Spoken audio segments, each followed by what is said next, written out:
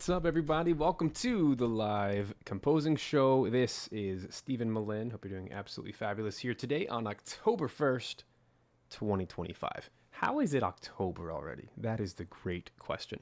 I feel like September just zoomed on by, and in large part based on what we're going to be talking about here today. I've been working on actually several soundtracks this season, which has been very exciting. One of them is called Eriduna, and I'm going to do it real quick. I'm going to open up the website for Eriduna so we can all see it real quick. So Eriduna is a farm simulator slash Zelda, like adventure type game. So it's really based around exploration, combat, but farming mechanics, which is really fun. So you're walking around this beautiful farm and you'll encounter monsters, but you're always picking up tools and digging up dirt and building fences and that kind of stuff. And so it's a lot of fun. Hey, what's up, Quarantine? Got Sarah, the greatest channel, joining for a while before going back to work on my folk fantasy music pack. Haha, that's awesome, man. Yeah, so this is a new team called Snail Pace Games, which is a husband and wife duo, and they have a few outsourced people on the team as well. And hopefully they'll be joining us here today in the stream. But I've had a lot of fun working with them so far. And so, yeah, this game, they're currently working on a demo, and this is pretty common in indie world. For those of you who want to get more into video game music, you'll learn that the typical process for a brand new game is it's funded out of pocket. So what that means is it's typically one person or a small team of people, that it's a labor of love that they work on. You know, they'll have day jobs, and then in the evenings and weekends, they're working on this passion project. And so what happens is they try to build up the game up to a point where they have a workable demo. They'll build up a social media following, and then they seek out publishers that can help with the funding, or they'll do crowdfunding to help with the funding. And then they can move forward with the actual production of the game. But this initial process of working on the demo is vital because it's the first impression, and you really want to put your best foot forward. So it's been a ton of fun working with this team. And so to date, I have 7 tracks that I've written with them. I'm also doing the sound design. So I'm creating sound effects and doing all the implementation inside Wise. And I've shown a little bit of the writing process here on YouTube with you guys. But for today's purposes, I spent the last month recording all of the instruments live. And the only tracks that I recorded that are still in the session are the percussion tracks, because I have a bunch of ancillary percussion here in the studio. I've decided to replace my violin playing. Even though I'm a good violinist, I'm not the best violinist. Piano is actually my number one instrument. I'm a composer first, truly, and an instrumentalist musician second. So when I have friends who can do it better, well, it makes more sense to record them. So, yeah, I'm really excited to jump into this today. So I got a lot to do. Really, the main goal of today, as you can see my session right here, I have 7 tracks I'd like to get through. And I've already mixed quite a bit of it. I've tried to, the best I can. I've tried to, hey, look, my shaker is, there we go. It was muted. That's weird. I have tried my best to mix each soloist after I worked with them, because I've done 10 sessions. It's kind of hard to believe. So all of the blue and the green, those are all of the audio files that I've already put in there. The only instrument I've not put in there is the double bass. But honestly, the last few instruments I haven't even mixed. So really the goal from here is to get it all together and to actually finalize these tracks, and it's going to be a lot of fun. So the ones we have in the queue for today, we have a village farming theme, combat stinger, which is just a few notes that plays at the end of the combat tracks to transition, mystery, which is like your cave dwelling kind of tunes.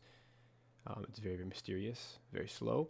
Forest exploration, which is like an upbeat, like Zelda overworld kind of track, a trailer track, and a title screen. And we did have the extreme privilege of recording the Budapest Strings for 2 of these tracks, for the trailer and the title screen, and it's just absolutely lovely. I'm so excited to get all of this in. Here's a little taste tester.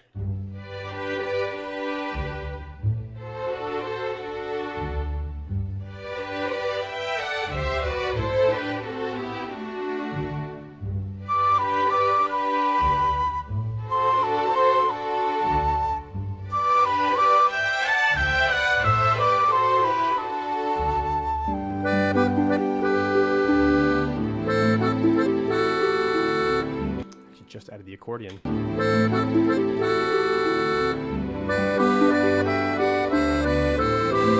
And you know what? I can already hear something.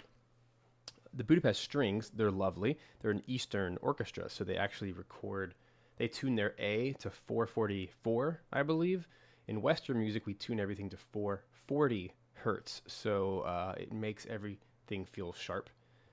So this accordion is a Western accordion player, so I can already hear, I need to transpose it.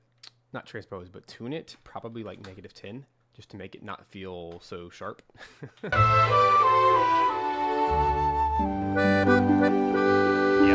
that solved it. It was about 10 cents off.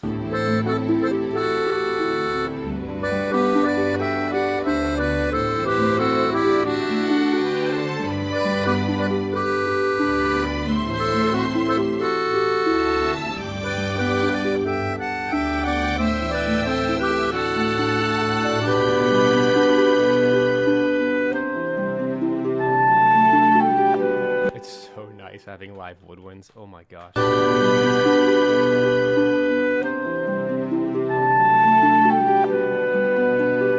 Hey, what's up, Jordan?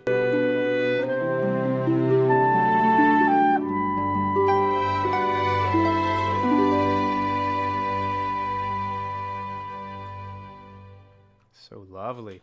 So it sounds like the loop is now going to be extended. I don't know why I'm starting with the title screen. Maybe because it's, you know, the title screen. I'm just ready to work. I'm ready to get this stuff done and in. Because ultimately, the team can't pitch the game. They're really close to being done with the demo. They're like ready to start pitching with the demo, and I got to get the music into the demo. They've been waiting on me because I just took an additional month to record all these instruments. So I'm really going to push hard today. You know what's really funny?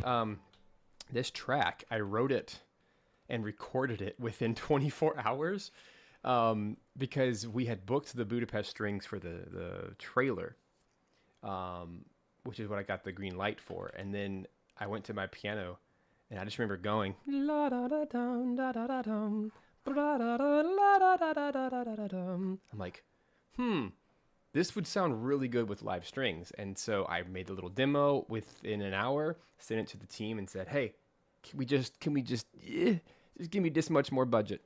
We'll get this in there as well. And you'll have a title screen. And so we made it work. Shoestring budget. We made it work. It was great. So I can't believe how well this turned out. Like, I was recording it the very next day with the live strings, which was crazy because I had to get all the sheet music to them and everything. It's crazy. But they crushed it, obviously.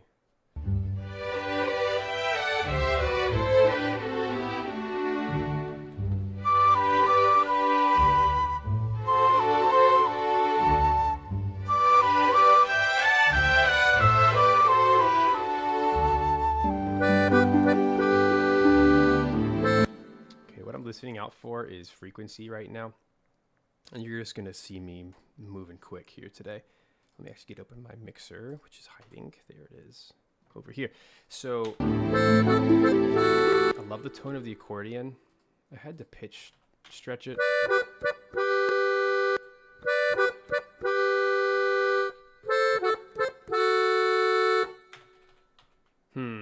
Okay, here's what we're gonna have to do. This is just kind of a unique situation where I had the accordion player, Travis, redo just this last part.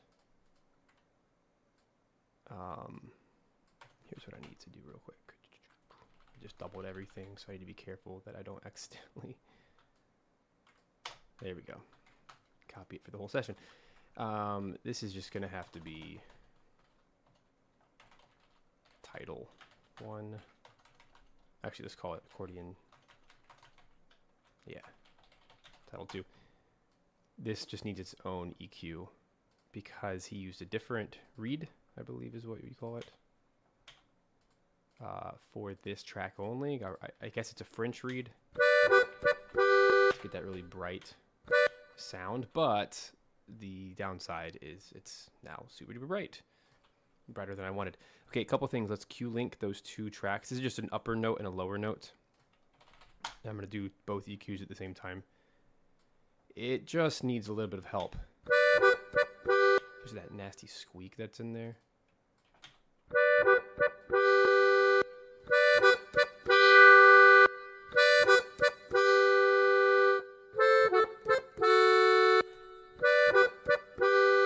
It's just the keys, but it's nice, but too much. Didn't have to find it.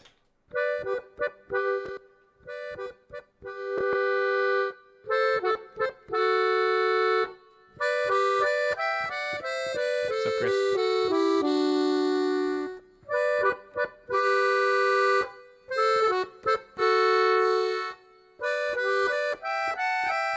It only bothers me on that first note.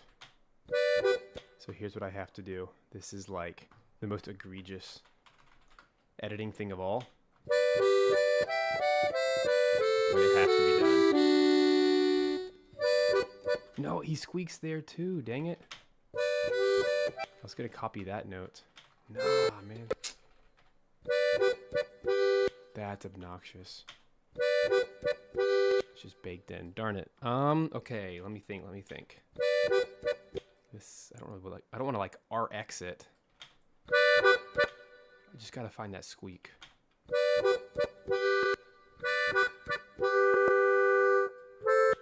It's like, it is in there.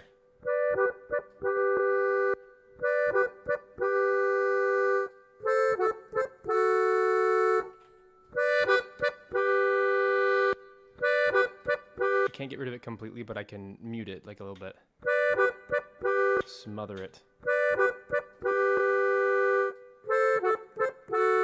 Hey, what's up? Snail Pace? Everybody say hey, Snail Pace. For the makers of this beautiful game. And the animation on this game is gorgeous. It's like cell shaded, like Zelda. Would you call it cell shaded?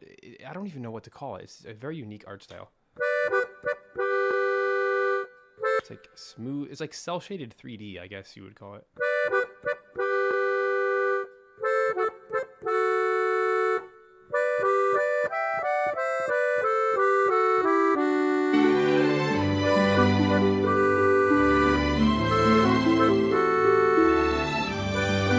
That's a really good idea. Let me try that. Thank you for the suggestion. Let me go back to my thingamajig here. Try a de-esser. That's a really, really good idea. Something I would never have done if it's not a vocal, but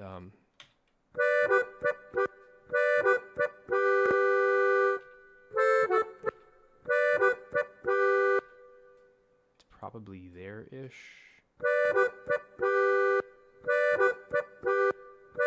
Gosh, I don't want to spend all my time on this. Let's try max. Nah, that still doesn't do it. Dang. That's like the most you can do. Nope. Multiband compressor, maybe? Let's try. I just don't know. It's in that high frequency.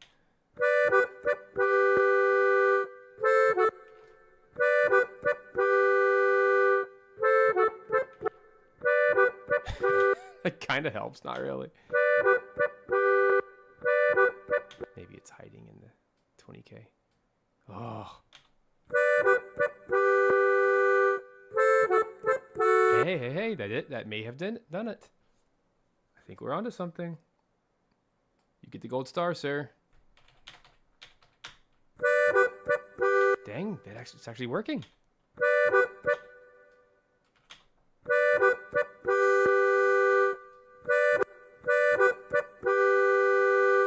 Let's do this. Let's turn off the EQ.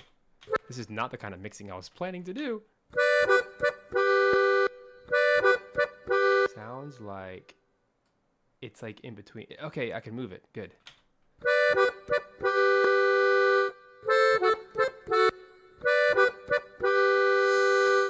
It gets worse when I do it that way, so let's go this way.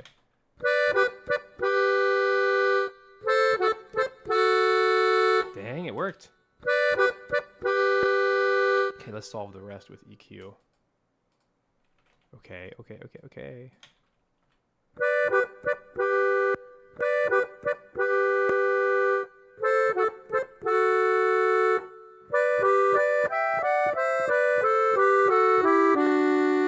Accordion is a really hard instrument to record.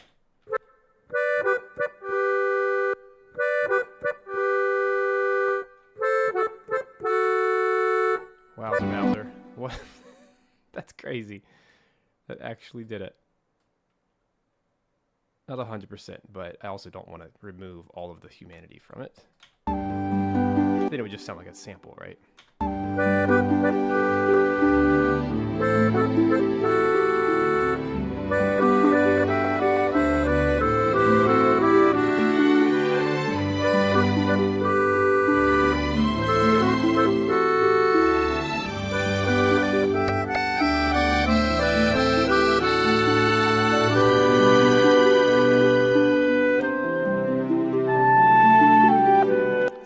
Clarinet, huh?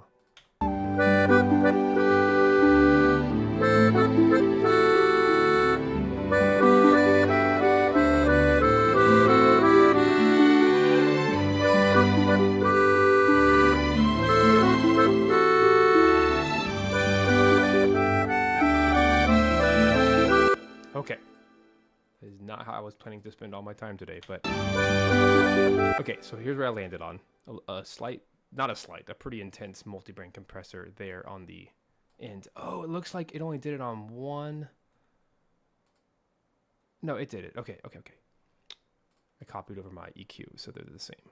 Hooray, hooray, hooray.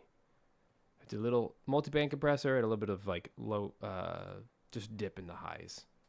So it's a little bit less squeaky. Now, it's got to clean up the tails. The way I'm going to do that is just more decrescendo.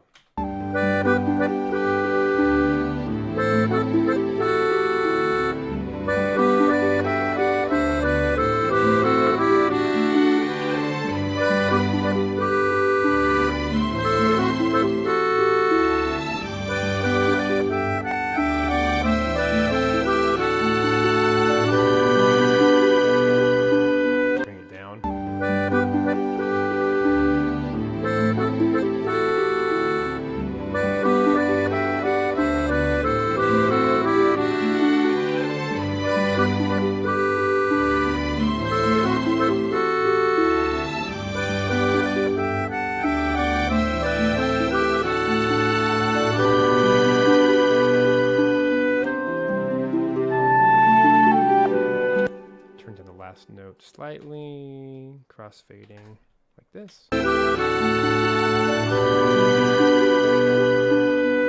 it is. Cool.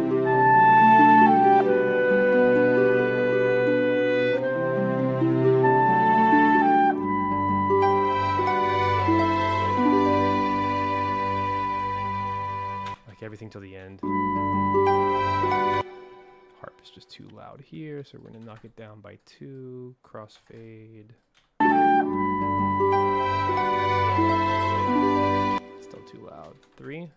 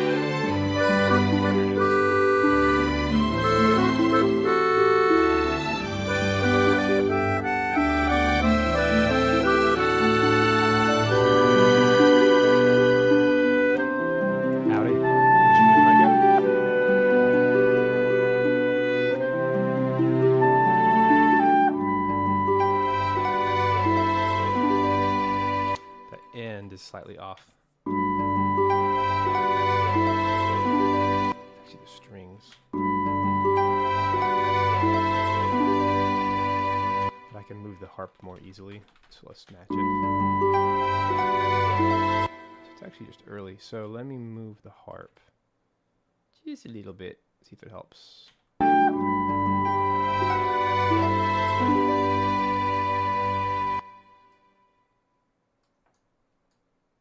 Let's see what can be done. I might just start on that note. Let's cut this one a little bit short. Like that.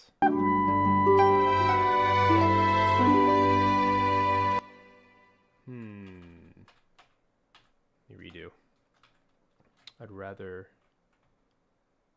just force the last note to be on time. So it's more natural. There it is.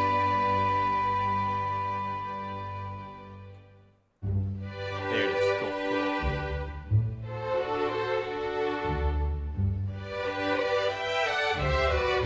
It's also really nice just to have live pizzicato, even though it's such an easy thing to sample these days. It just sounds different. It sounds pure and, I don't know, gentle, innocent.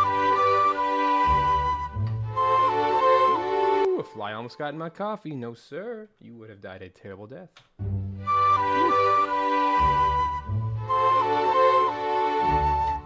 I'm checking it now. If any other ones fell in.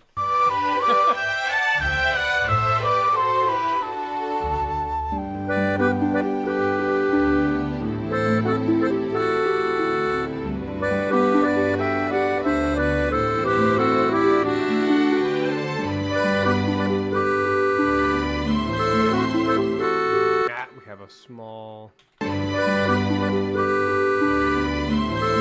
There. They don't come in at the same time. Boom. Got it. Let me double check all of them now.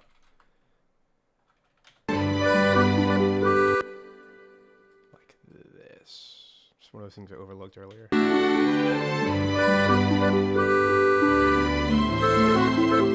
Ah, does it again.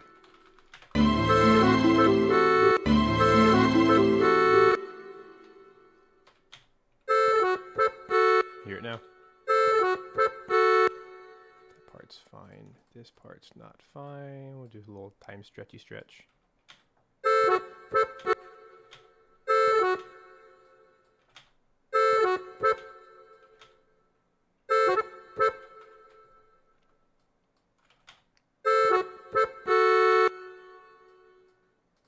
I'll take both of these, move them forward,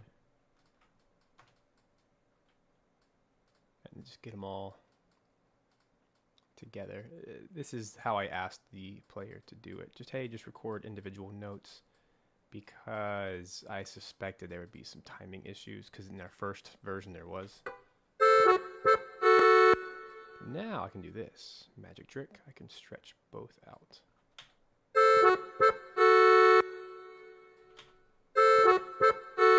I'm turning my click on. There it is. To be a little more on time.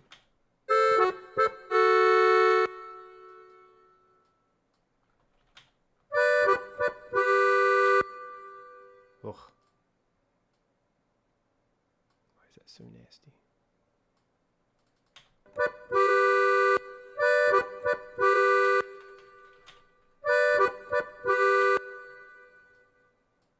Sometimes I don't even know why these crossfades are here.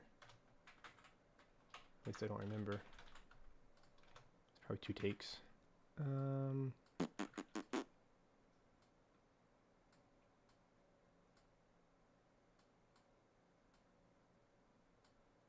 Ah, I see. That's annoying.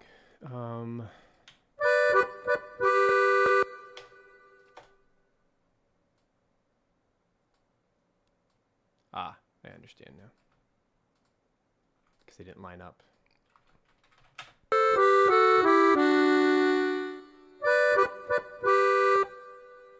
Yeah, that's why. Okay. We just redo that one and we should be fine.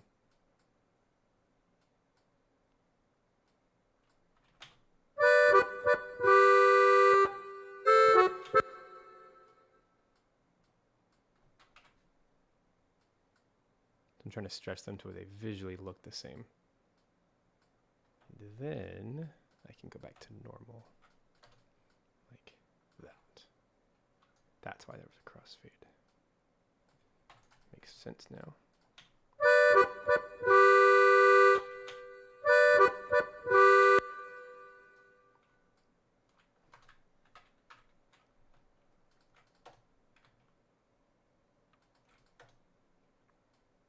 There we go.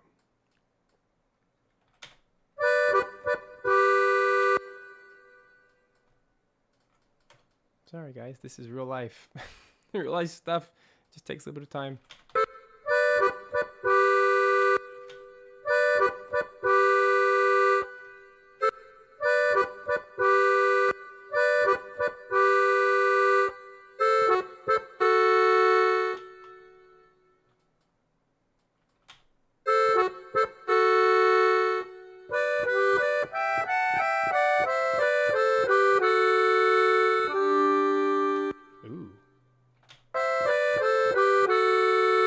Yeah, Travis played this.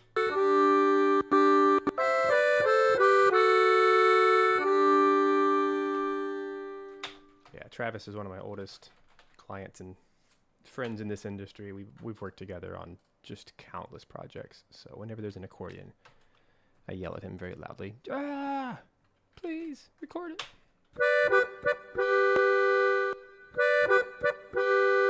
Okay, finally solved. Yay.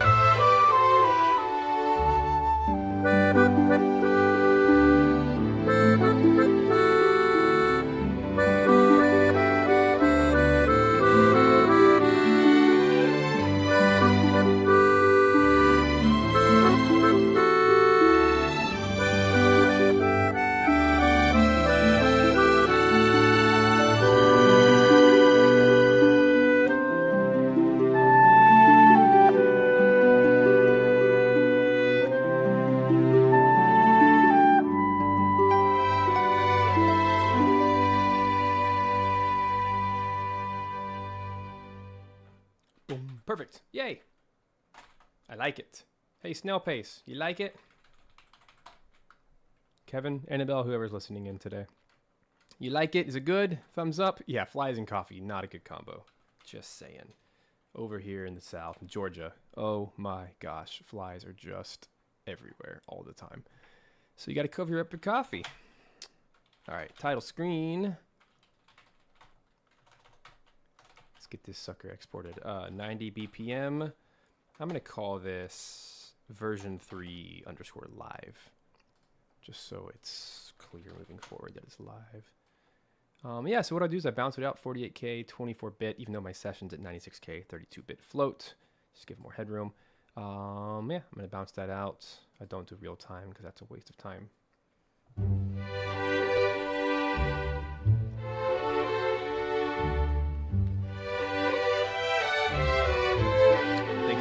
Right here.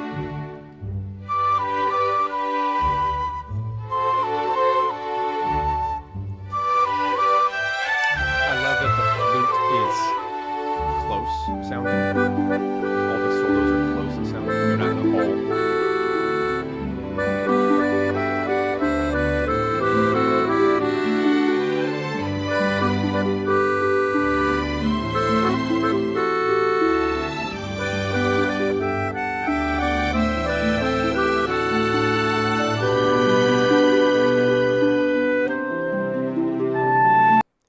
Yeah.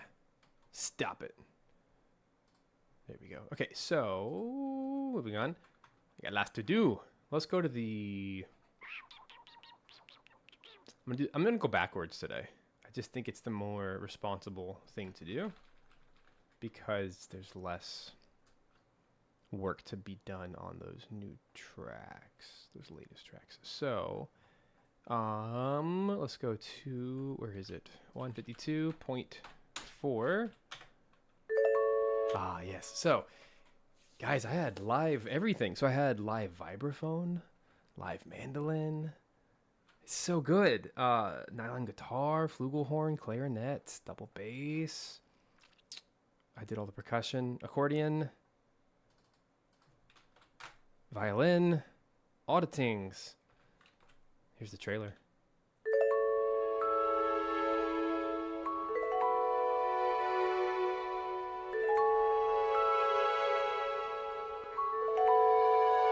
Oops, there's a little warble. Haha. It's nice, but I forgot to do crossfade. Right there.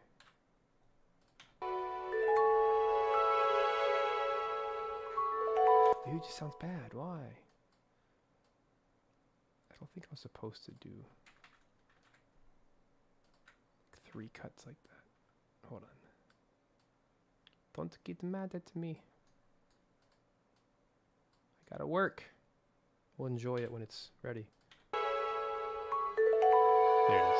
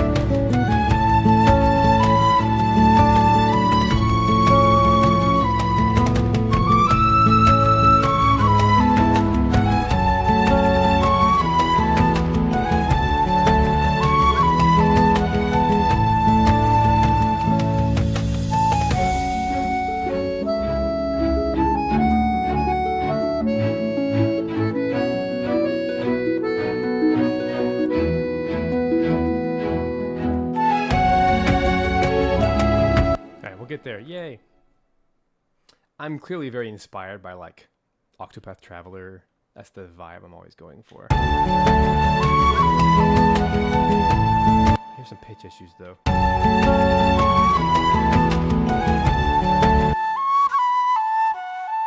Wow, my flautist crushed it.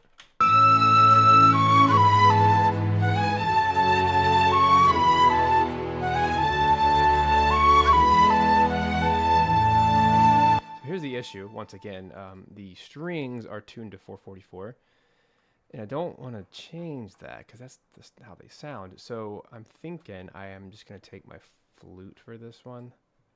I think the flute is flat. So I'm going to, no, it's sharp. So I'm going to take it -10. That does it. Thanks guys for all the kind words. I love this track.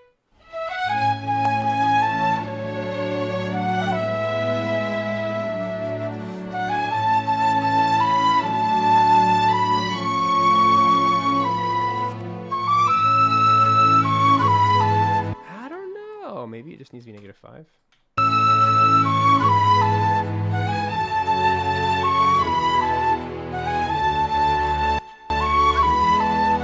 Definitely needs some.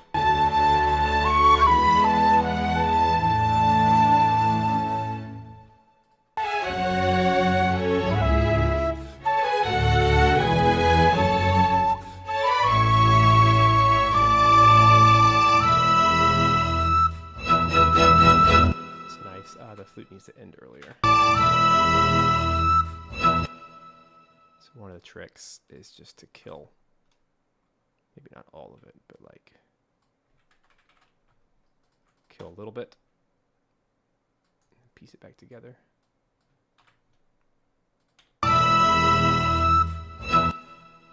Yeah, that was it. Still needs a little bit more. So I was right the first time. Maybe like that much.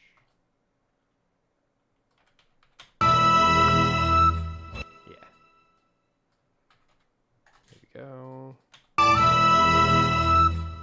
Yes, Samuel. Brazilian. A lot of Brazilian players. Portuguese. See, now this is flat. Interesting, huh?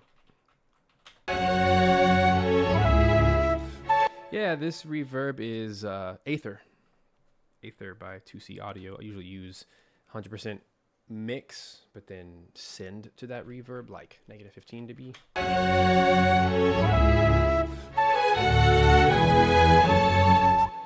I feel like all this is flat, so let's go back to normal pitch.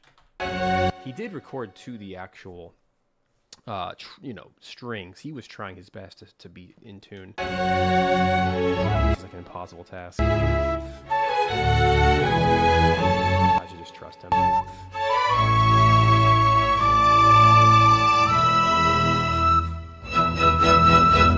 Yeah, that was it. You know what? I'm gonna take it back. I have to trust his ear. Yeah, I think I was wrong. Let me try the clarinet. Same guy, by the way. I think it's more of a timing issue than pitch. I love clarinet so much. I need to write for it more. This has really inspired me. This soundtrack has inspired me to write more clarinet. And I've been doing quite a bit in Aethermancer, a lot of clarinet. I'm hoping I can get Samuel to play on that too. We'll see.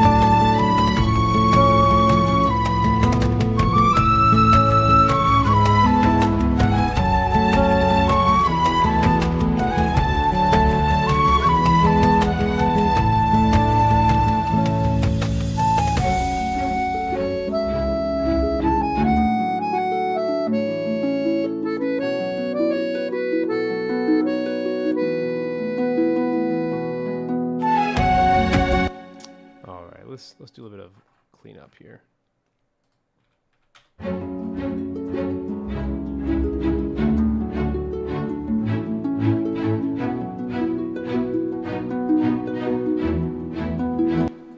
Strings got a little excited here. They rushed. So I'm going to just do a little time stretch on all of it.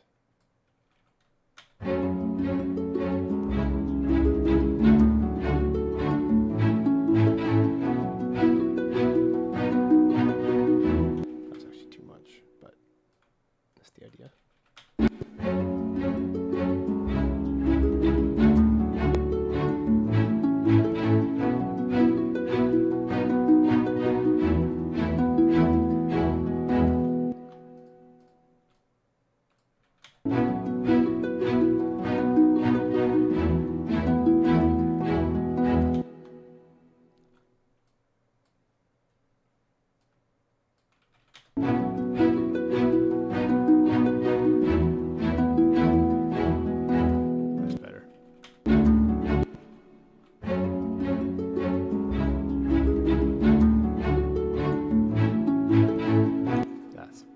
Off.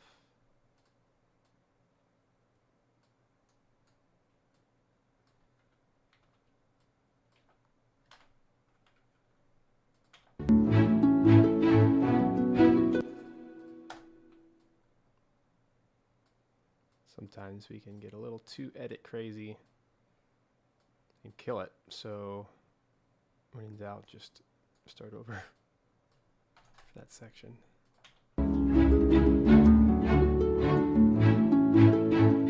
Yeah, Stardew Valley is a very good example of what this game is like. It's like a 3D version of that.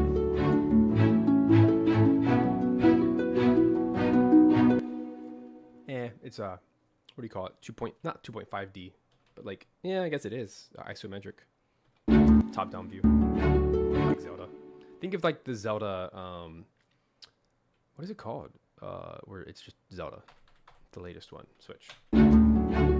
Echoes of Wisdom.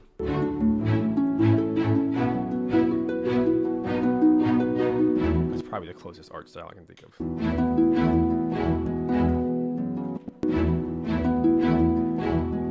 Alright, almost got it, guys. I'm just going to stretch this last bit forward. This is better than quantizing to me. Keeps the organic musicality. instead of just like chopping up every single note. That's dumb. Why did I record a live orchestra? You know? It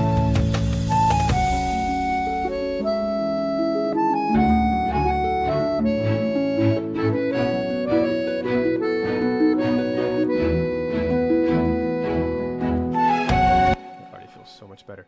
Okay, moving on.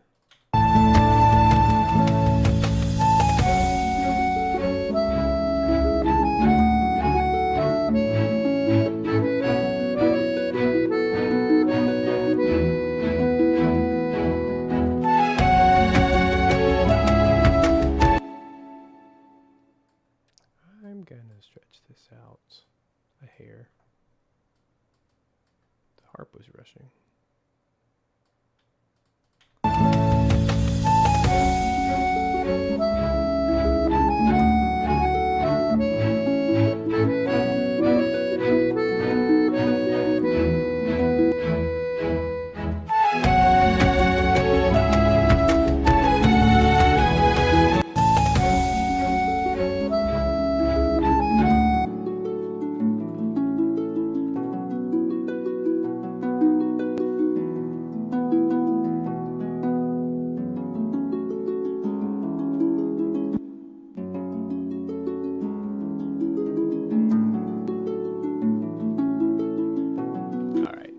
Thankfully, this part's MIDI.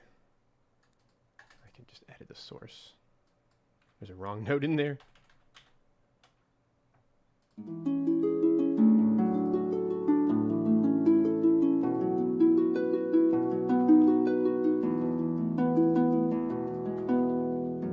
don't know if I quantize this junk. That's why. I think I just played it in, but yeah, it needs to be quantized. It's already better.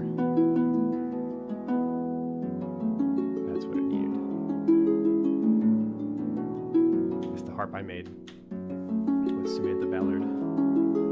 I made it because it's exactly the sound I like. It sounds real to me.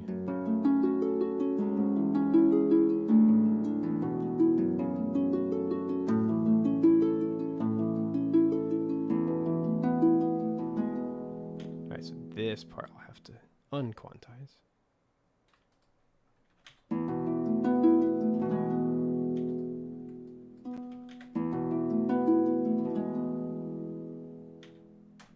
Excellent. Bounce that. I like to always work with audio as much as I can. That alone just saved that whole section. I had no idea that was so bad.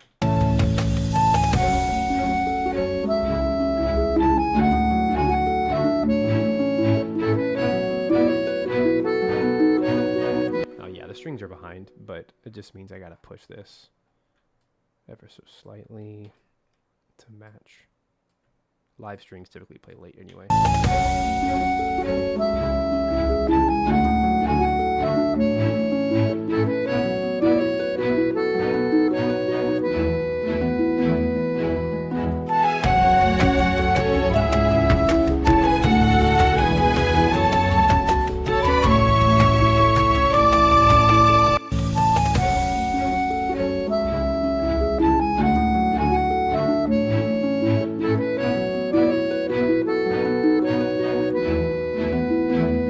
This is just late.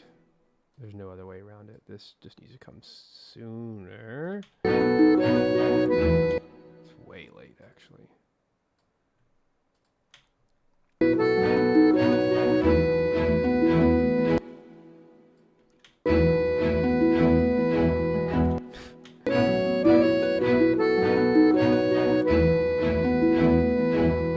There it is.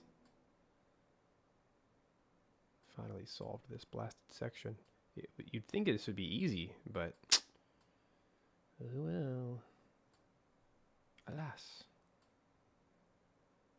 There we go.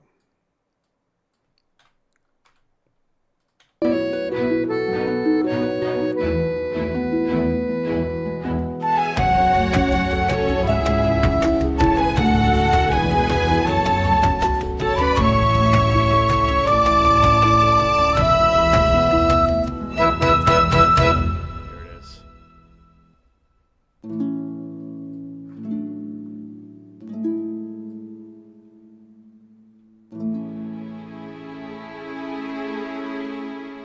favorite chord in existence. If you've listened to any of my music, you will know just a good old major 7 chord is just my favorite. It's my favorite sound in music.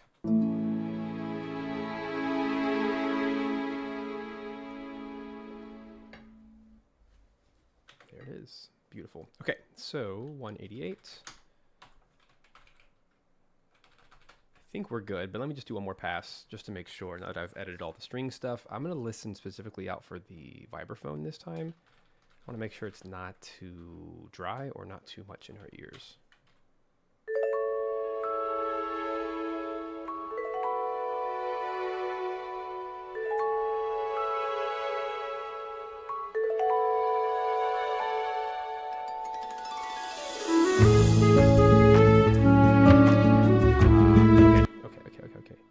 I remember what happened.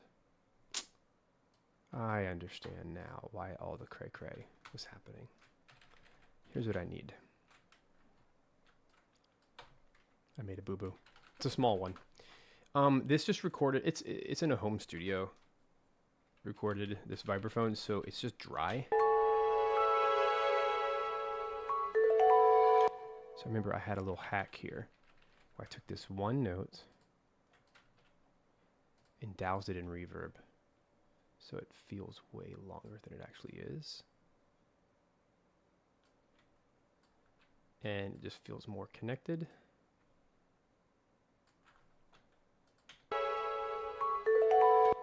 So it needs to have like a ton.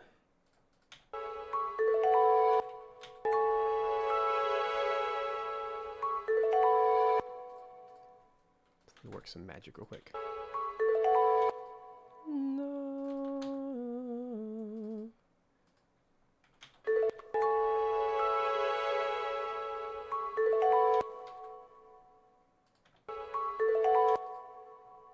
Also stretch it.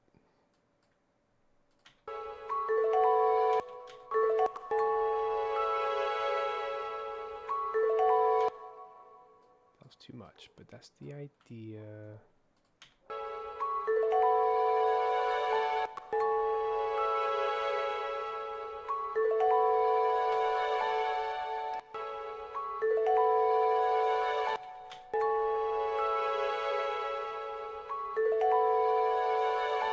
Better.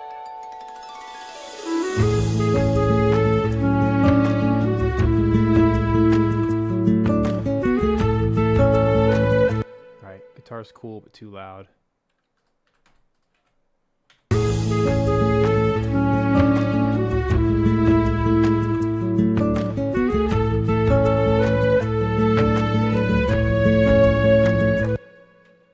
Considering moving it to like panning left or right. It's also the bass note, so I don't know. It should probably be centered.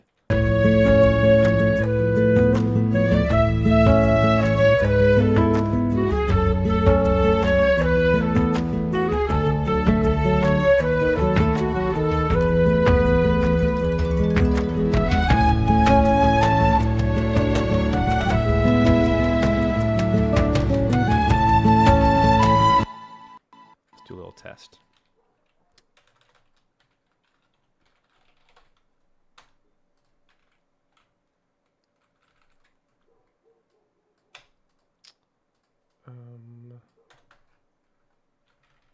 Let's test out some panning.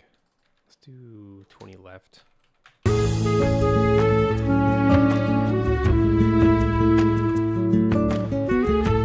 I think we can hear it now.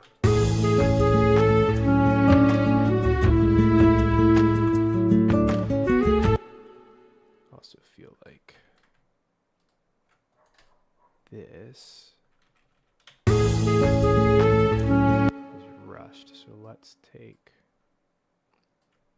a slight stretch.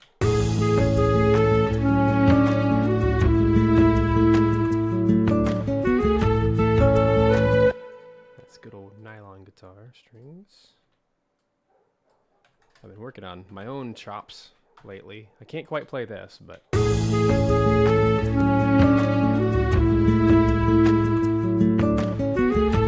feel like now I can actually turn it down.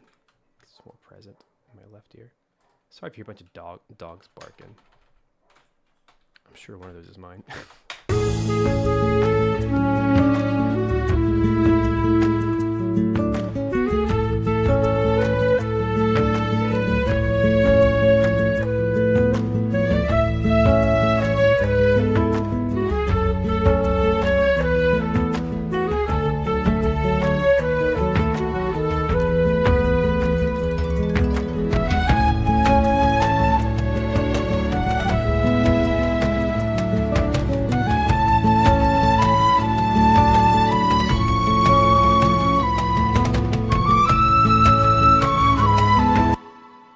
Also going to pan the flute for this track only.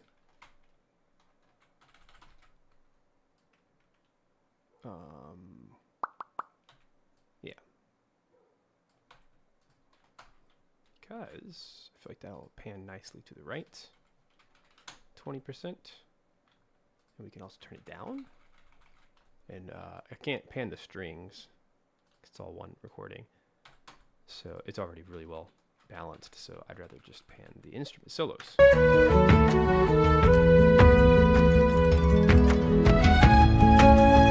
Yeah, that already feels better. This is flute panned right, 20%.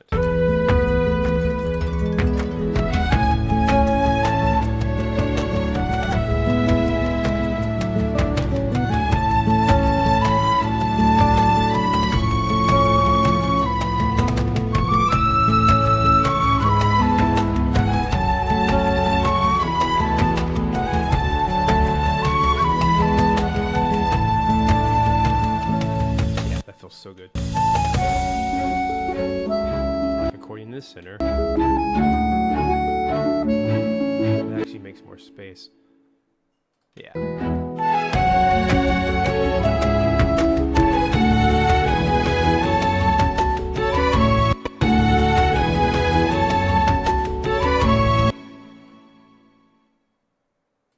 Same thing as before. We need to move this flute to match the string release. We'll do it like that to keep some of that room air. So that silence was good. There we go. Oh, it was the accordion.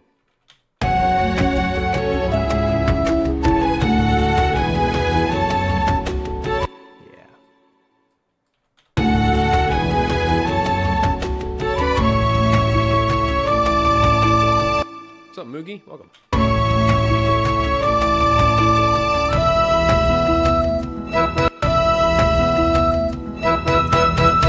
Same thing here. That's the accordion's too long.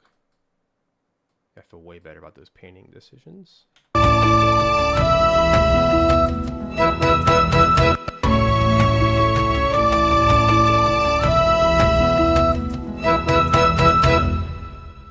There it is.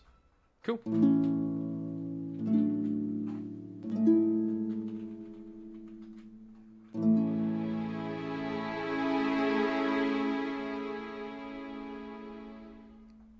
Beautiful. All right, let's get the trailer shipped.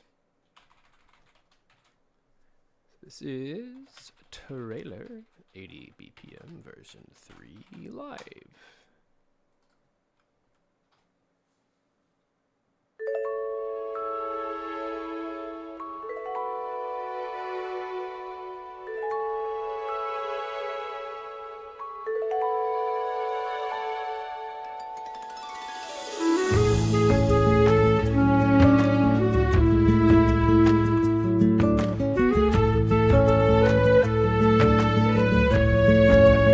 That panning helps so much.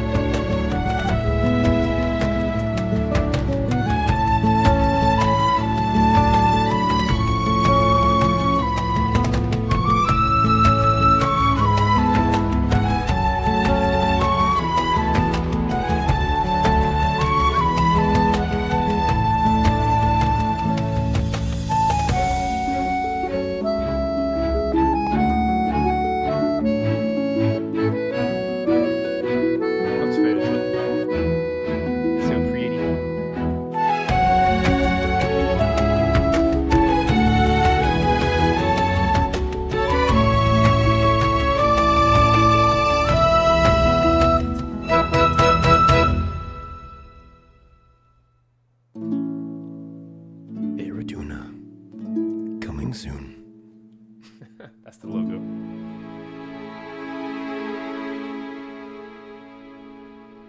Epic Major 7th chord. Brought to you by Chrysler. I don't know. All right, so now, did I turn off my thingamajigamabob? No, I think I still have the, I like to always just reset it, just in case. Oh, right. Lovely.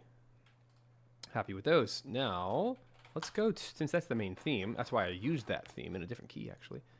Let's go to the beginning. I'm really pumped now to get some double bass. So I haven't heard any of these. I have 30 tracks here, and I want to make sure I'm reading this correctly. So let's just focus on those for a moment. So the way that I import is I leave my MIDI, which is obviously the MIDI regions there, but then I have an audio bounce of all of the MIDI regions. And this allows me to kind of line it all up the best I can. But he also gave me, this is Bruno Migliari, fantastic double bass player. Most of this is plucked. A little bit of it is bowed, arco. But I have to kind of figure out what's what. But seeing the waveform really helps. Like MIDI is kind of hard to see. Oh, good. He actually labeled them. I didn't realize that. Bless his heart. Oh my gosh. That is such a lifesaver. Not everyone does that. Not sure. See, do you see it? How he actually labeled them. So I don't even care if I'm like dead on. I'm actually going to read the region. Yeah. Heck yeah. You the man. I'm actually going to work with him again next week on another game called Animal Kind. Actually, I have some recording sessions today. I have a bunch of recording sessions right now with a bunch of musicians because I'm working on 3 games. Okay, Forced Exploration is this guy. So Justino, hold on a second. I wanted to show you this process. I know it's lame, but I still wanted you to see. I just import everything. And then, actually that one looks like there. Cool. So I'm just using my left and right key commands to move everything by my region, by my quantize amount, which is 1 bar. 1 stands for 1 bar. And it just makes it really, really easy to move stuff. Okay, and then he also labeled which microphone. That's so kind of him. Thank you, sir. This is why I'm working with him again, because he's a freaking pro.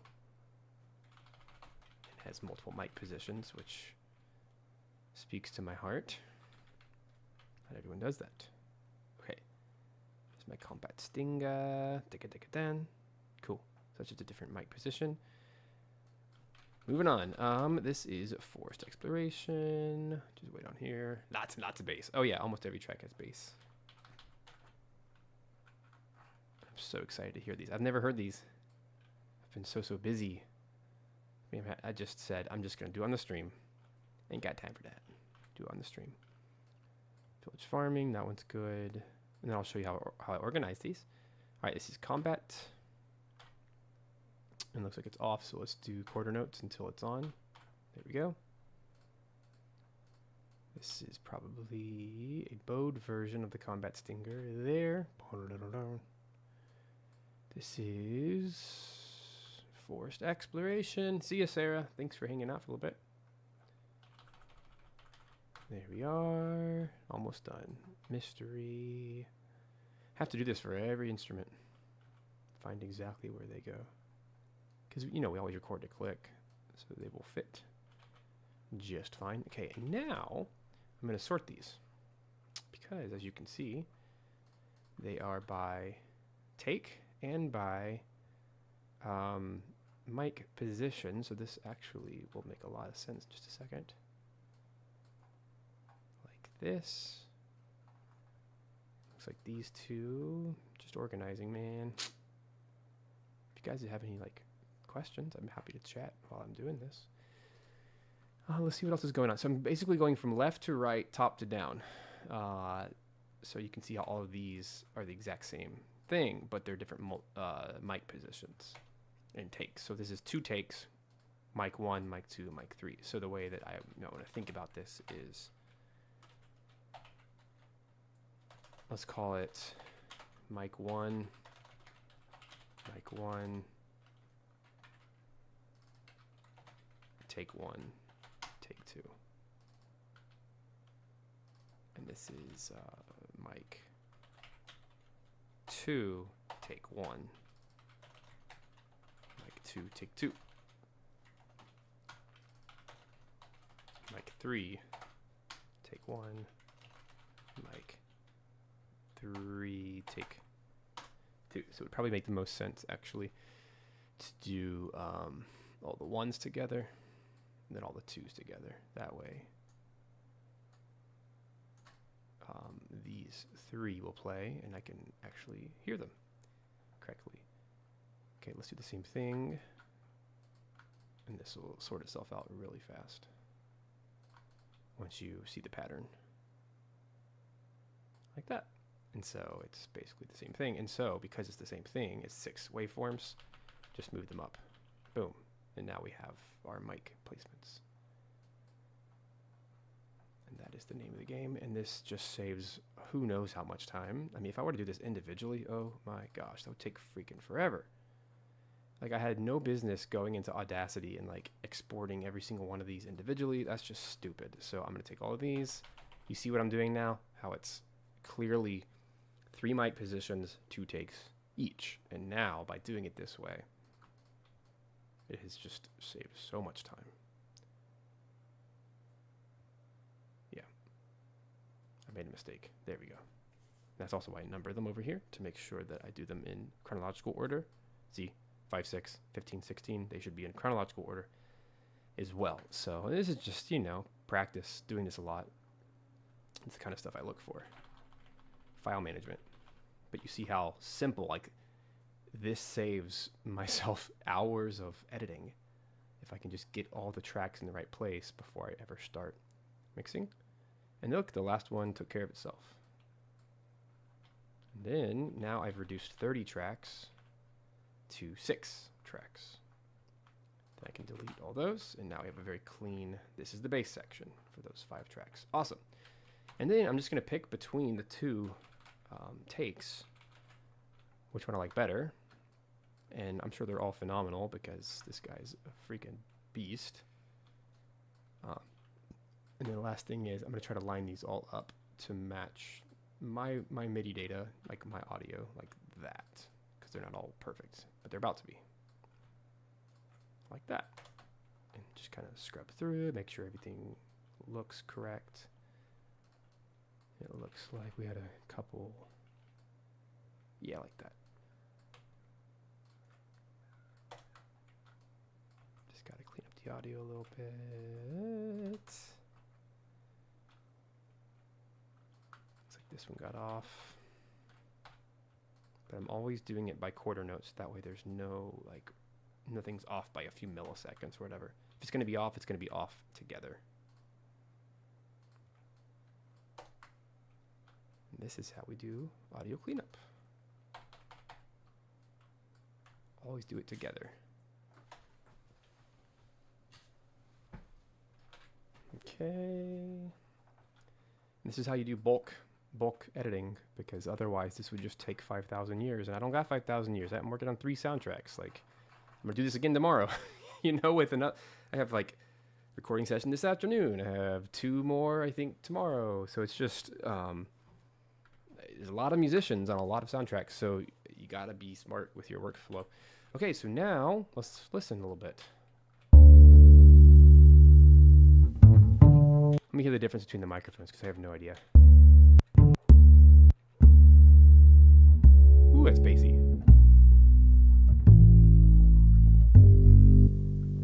So this is more room.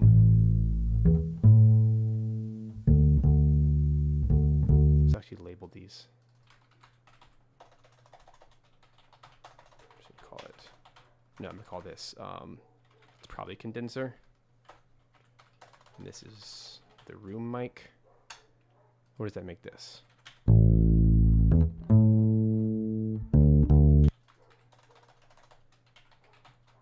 So I'm gonna call this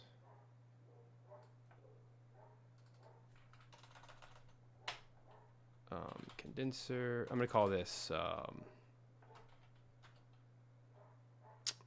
low, room, and clean.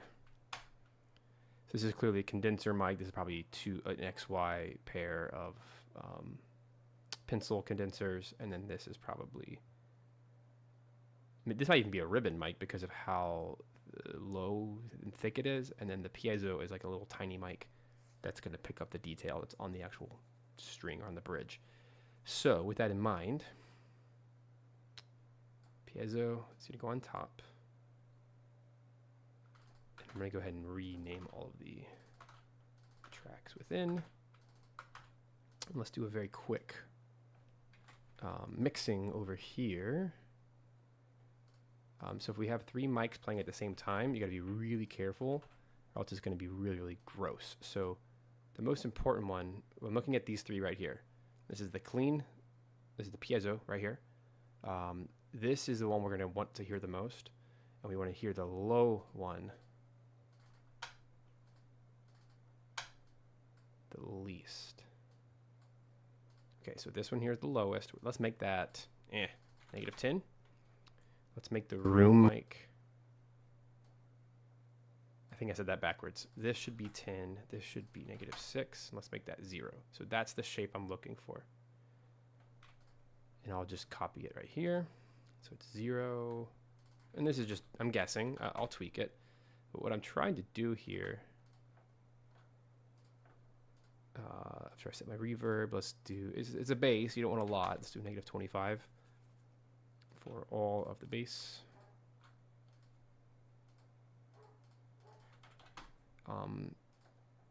And I'd rather not use EQ if I don't have to. I'd rather mix with the microphones themselves to get the best, cleanest sound. So now that what I've effectively done is I've made the clean signal the highest, I've made the room signal the lowest, which is -10 at the moment, and then the condenser mic, which is going to have all that low boomy end. I've made that one kind of in the middle. So here's what it sounds like. Yeah, sounds pretty good. Let's go and let's tweak. Let's play around.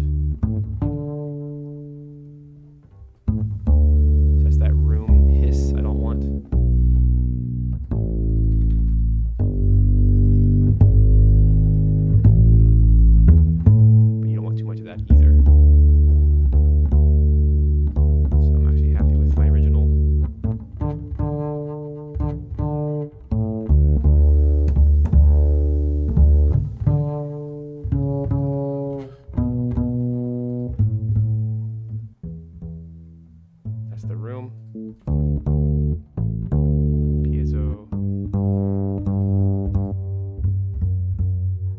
Sounding one because it's condenser.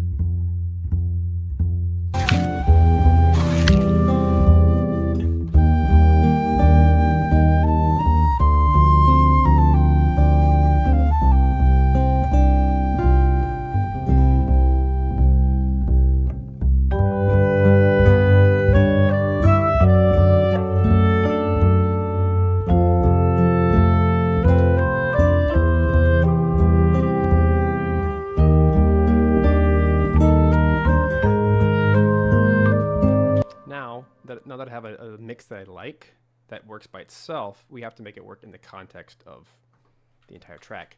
So this is where I work with the actual audio volume itself of the actual files, and I'll just select everything.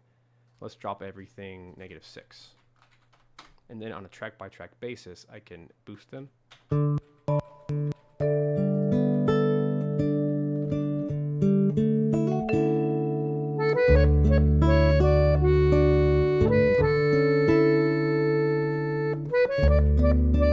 Factored in.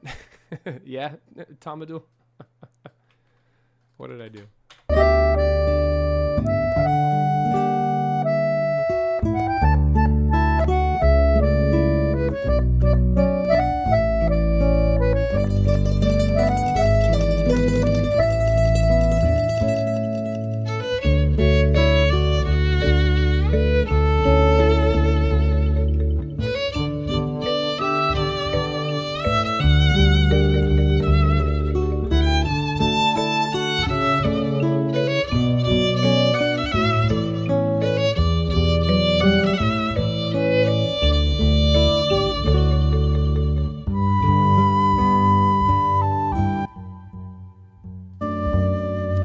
think I'm going to remove the room mics completely.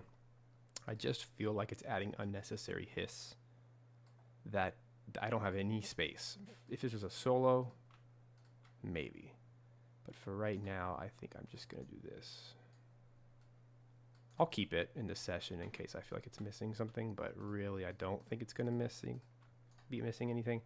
So, disable selected tracks, remove selected tracks. Let's clean this up. Okay, back to the show. That also just makes it easier to mix. I might need more of this beautiful low end though, now that I've screwed it up. So let's go back to like -3 maybe.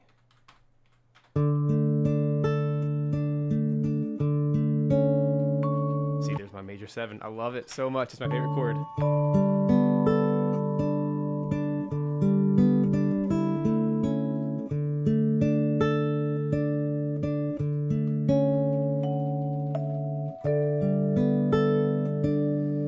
Yeah, Bailey, I made sheet music for everyone that recorded. Gotta have it.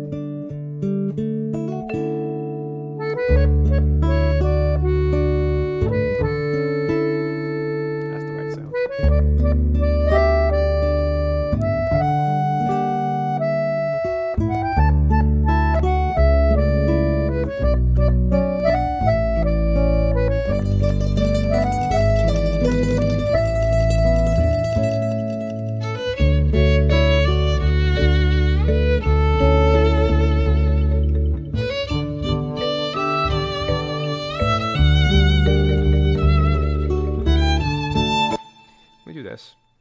I'm going to assume that take 2 was better. That's a better train of thought here on all of these. It may not be true, but the good rule of thumb is the final take is the best take because you fixed whatever was wrong in the first one. So let's actually flip the script here and only do take 2s. I just have a feeling that that's going to solve a lot. And keep going. I already heard like one rhythm issue. Yeah,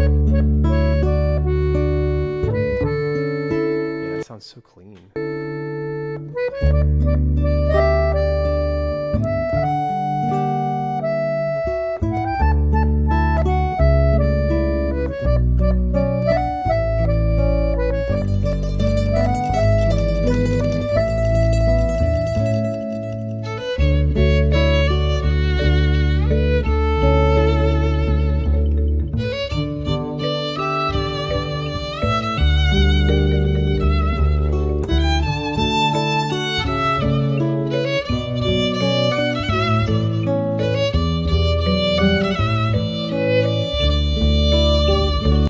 Violin has crushed it too. Makes me want to tear up too. That's by Jean-Philippe de Passos. So much soul.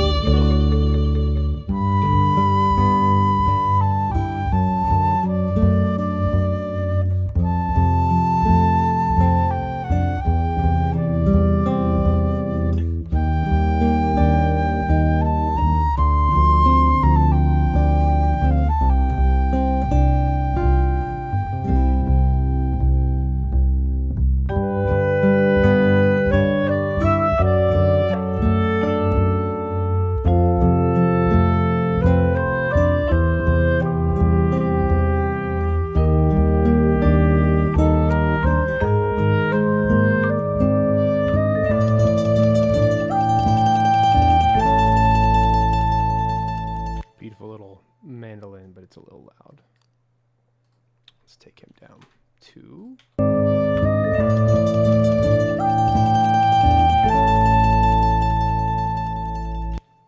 Pretty. All right, thanks so much. I assume that's Kevin behind the wheel. Thanks. Snow bass.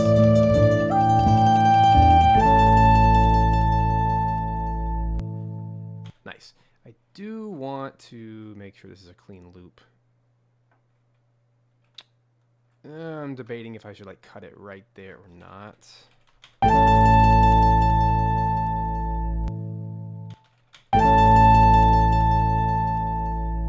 I'm gonna leave it alone. Let's get that bass under control though. Ah, See? Yeah. Ah, he cut my recording early. It's okay.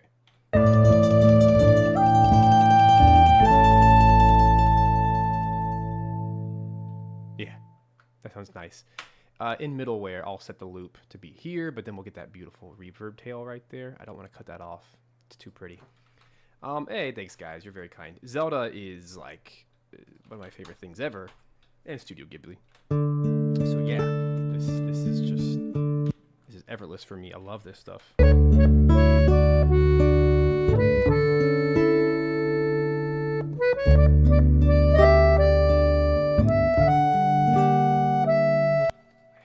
don't want to EQ this, but I have to. It's so close. I hesitate to. I don't even want to do a compression. I just really want to tame this down ever so slightly. Don't even want to get rid of much of that low end. We've got to have a little bit. I'm feeling like.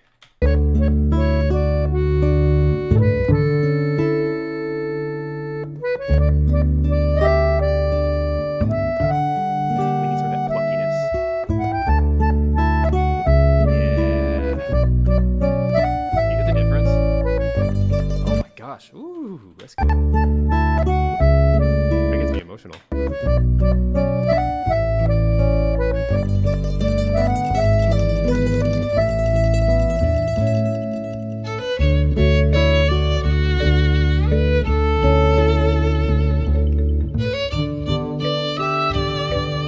But I just increased the volume a little bit, so let's carefully. I'm gonna go to the actual tracks themselves, not the faders. And let's just do a quick global decrease of like 1 dB. Yeah, I'll play the whole thing in a sec when I export.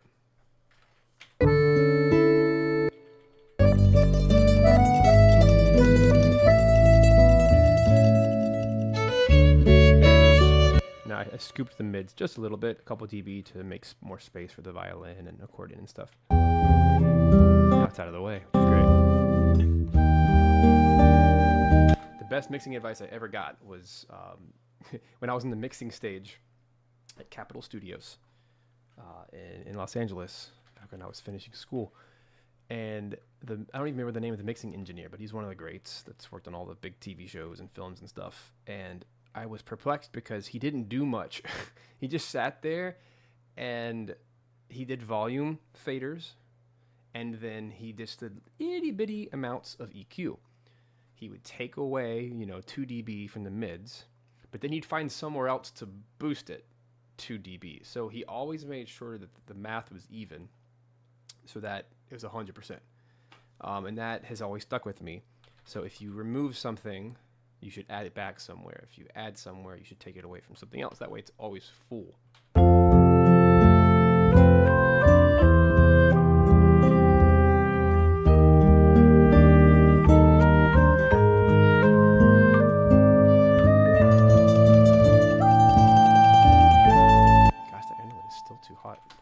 So let's get that clarinet up just a little bit.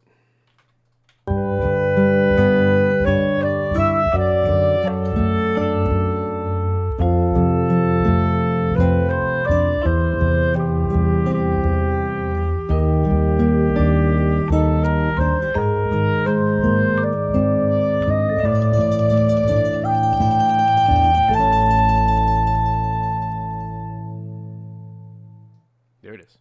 Excellent.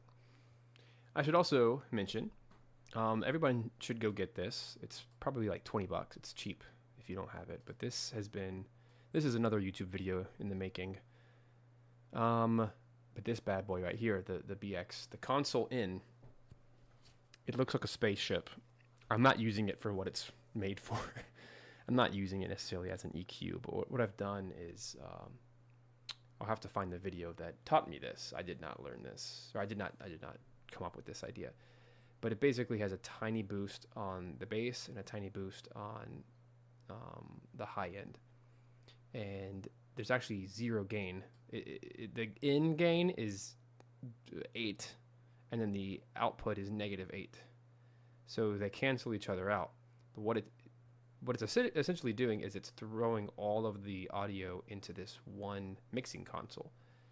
And effectively what it does is it actually, I guess the word is compression, but it makes sure that the melody always stays in balance with the bass. It's the strangest thing. I'm not even sure I understand the science behind it. I just know that it works. And so whenever I'm doing live music, this is like a secret weapon, because I'll let you listen to it without it. Because remember, this changes none of the dB. Let me just go to like the loudest section.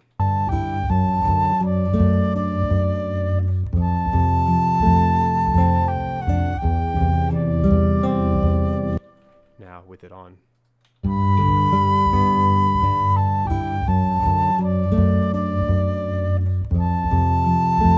It just does something.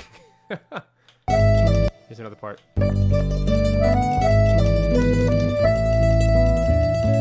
You how the bass is like overpowering there? With it back on.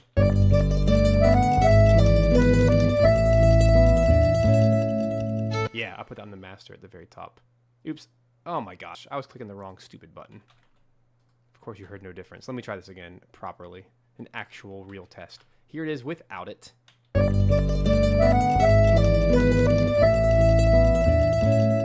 Now with it.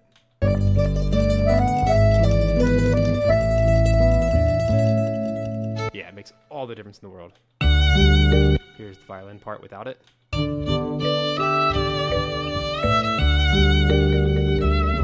Now with it.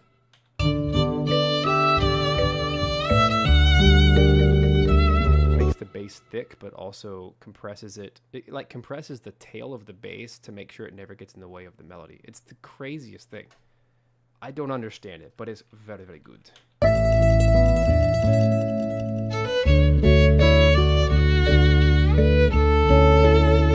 Just keeps everything balanced, despite my lack of mixing skills. It doesn't seem to affect it. Anyway, let's get this in. I'm ready with this. Okay, I should probably just start copying this, huh? Copy. Boom. Yay, using my brain. Here we go.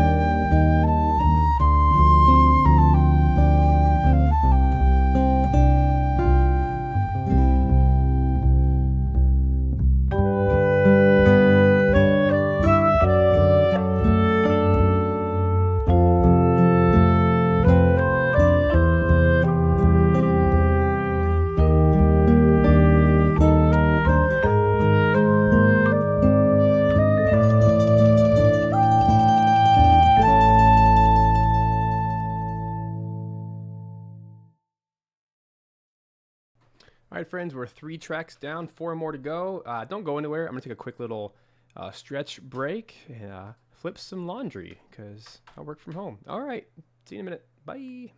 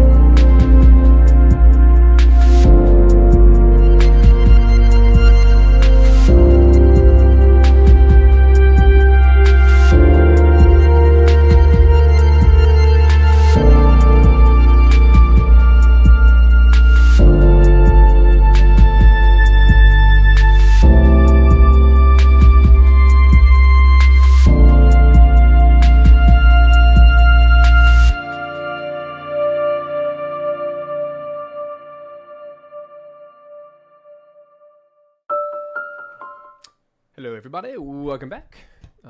Today we're working on some Eriduna. It's been a ton of fun working through this soundtrack. We have a bunch of live musicians combined all together. Total of 10 different sessions. And the only live music that I put in the finals is the percussion by everyone else. Fabulously talented musicians, and we've already done 3 tracks today, I think. So let's move on. Let's keep cranking these out. So the next one is the combat track. Again, I haven't even heard any of the bass yet. It kind of drives all of this. Let's see where I want to do my output. There, I want that to be the out point. Let's get this in. Let's see what happens. Whew. This could be crazy. Oh yeah. There we go.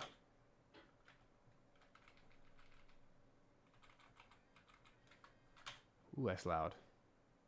Why do I have so many? Oh, whoopsies. I made the boo-boo. That's why. Forgot to delete that. Why are there 5,000 accordions playing?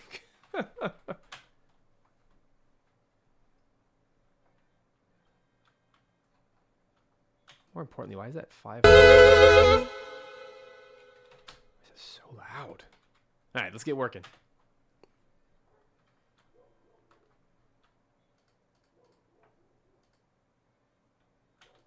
Why did I ever let this be so loud? That's the real question.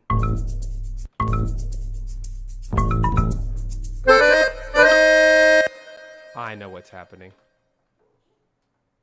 I forgot to push the magic button of I'm live streaming, and I was hearing everything twice and off and delayed. It was crazy. I was hearing my audio and your audio at the same time. No good. Let's try again. My gosh. What is wrong with me? It was like quadruple volume in my ears. It was bad enough that it was double, but yeah, I got the quadruple treatment. Okay, let's get back to work. Quit your belly aching.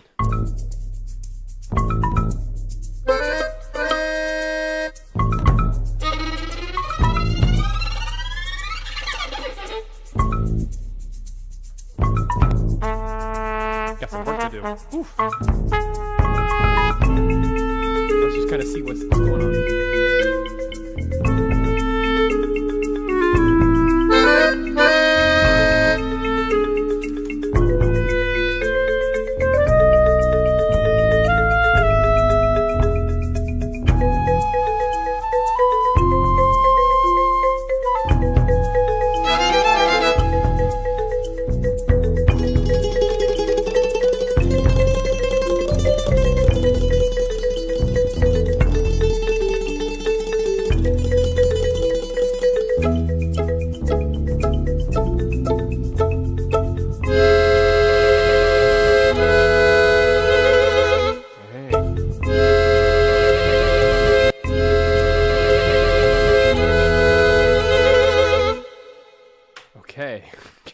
Work to do.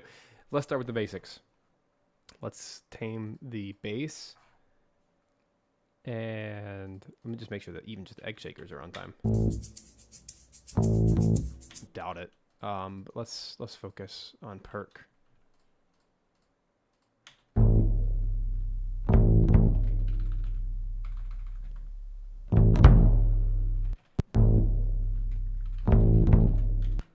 Okay, a couple things we got to do here. So whenever you have a note that starts from the very beginning, got to make sure that you're not losing all those beautiful transients. See how it's,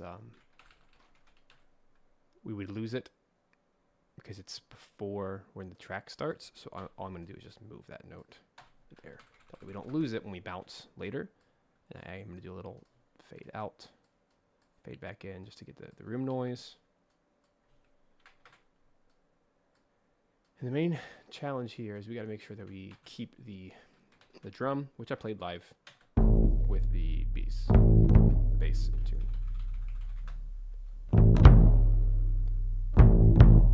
So far, so good. And I'm going to cut out some of these silences.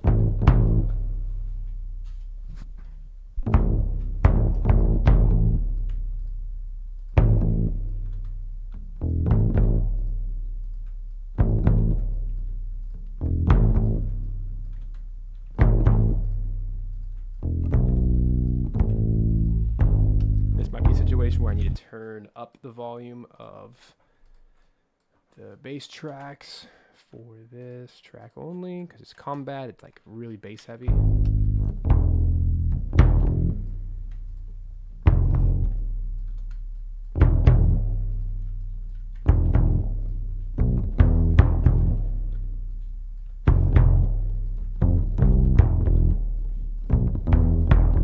This reminds me of the bass lines I used to write for Beard Blade. Actually, it actually sounds like electric bass. Isn't that funny? But it's upright. But with the drum, it has that low thud.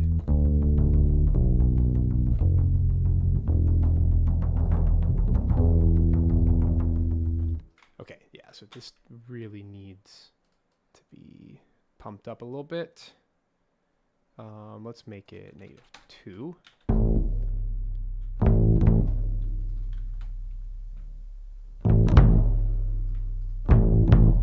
This alone is going to clean up the track significantly, just getting the bass under control. What I'm going to do is take every single one of these, just do a tiny fade in. I guess except for the first one. We're going to do a tiny fade in and a tiny fade out. we go. Just keep it clean. Okay.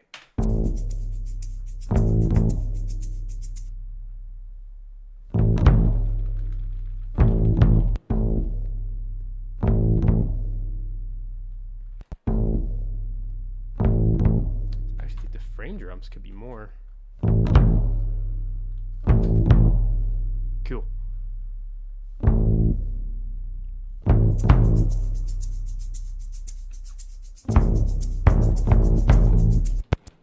Almost there.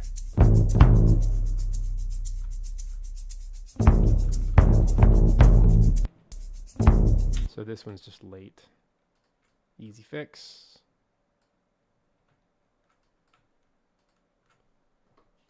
There we go.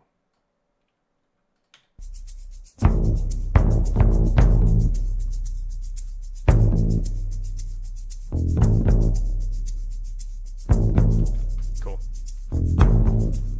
It helps so much.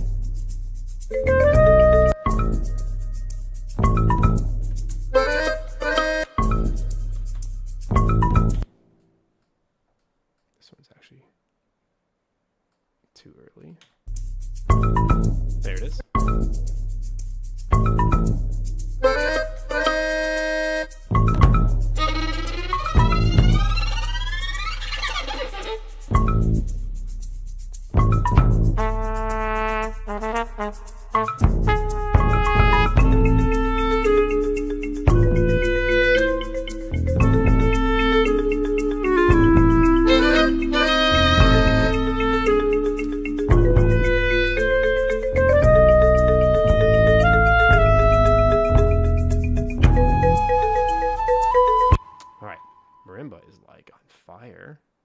In this track, I'm gonna make him like -5.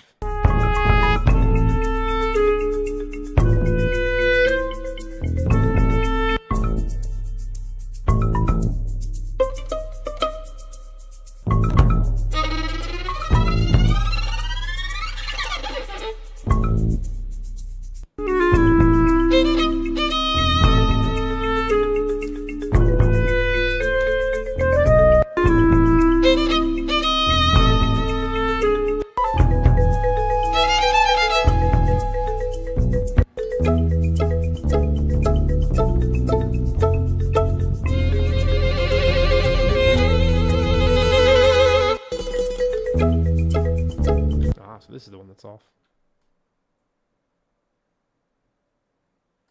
Yikes. So I'm going to take just this little section. We're going to go to Edit. Oh, where is it? Audio, hit points, calculate hit points, and then we're going to do just quarter note quantize.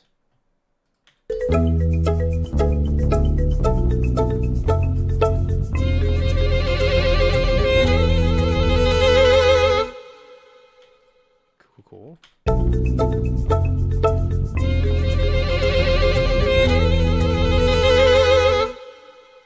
It's a little loud here. So I'm gonna make this -4.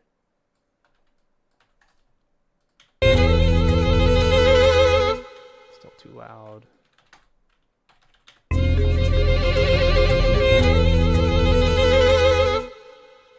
Cool. Let's make sure they end together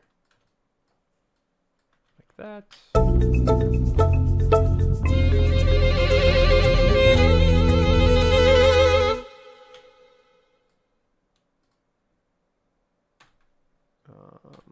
I'm gonna make the second violin quieter.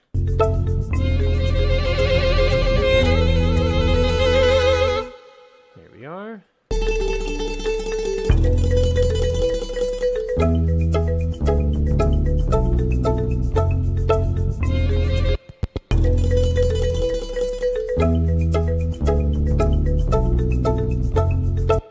These are cool, but not in time. So let's fix that.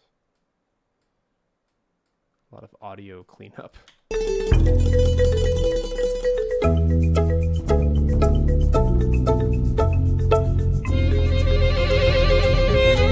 Then these two are on time, so I have to fix just those little guys right there.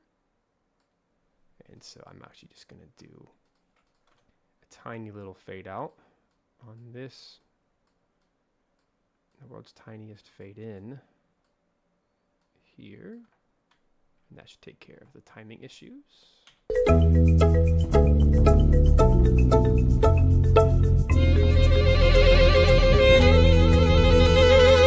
really want to hear this boom boom louder, so we're gonna make that +4 of what it was, and just do a tiny little crossfade.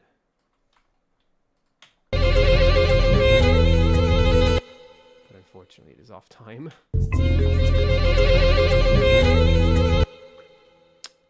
Yikes. So here's what I have to do. Boom, boom, ba, ba, bum. So I'm going to create my own little rest. And then this guy is going to come in a little bit later. And we'll keep the crossfade. Hopefully that'll work. There it is. Boom, boom.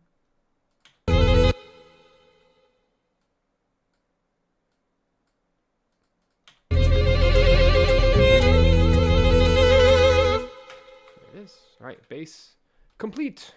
Now we gotta tame the accordion.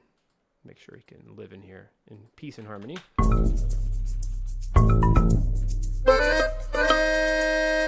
It's not bad, it's just not timed well with the violin. Let's get all that together. Right here. It's actually the violin that's off, so let's just get a click. Oh, no wonder. That's not in time at all. It's a hard thing to play. We're gonna turn it up. Ba-da-bum, ba-da. Turn this one like 1,000% up. Ah, but we get lots of noise when we do that.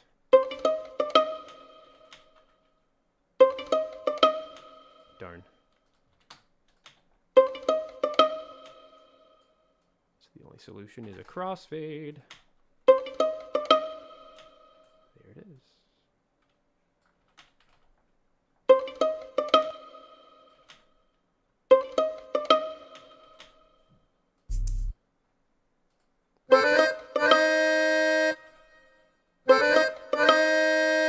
Yeah, that works because it's doubled.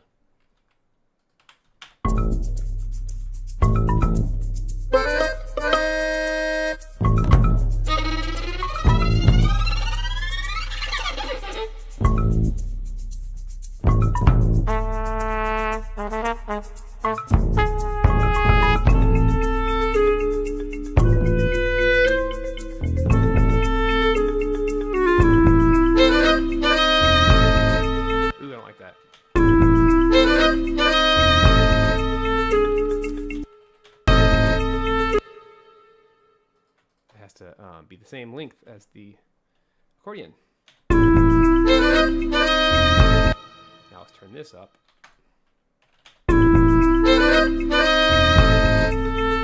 That's cool.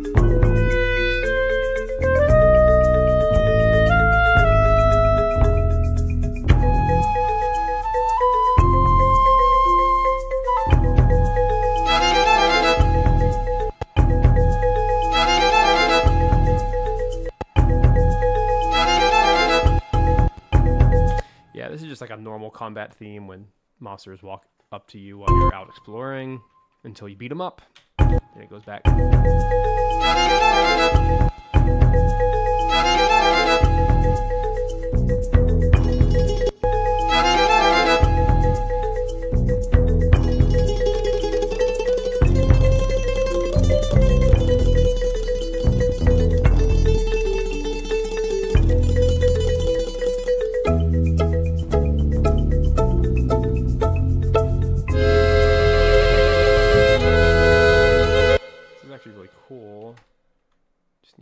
Fade. Let's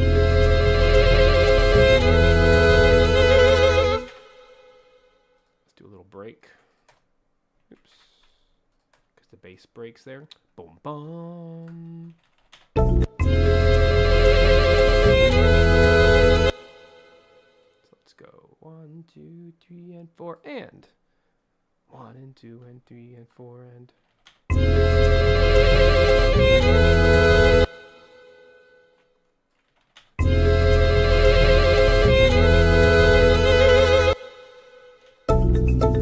Combat-y.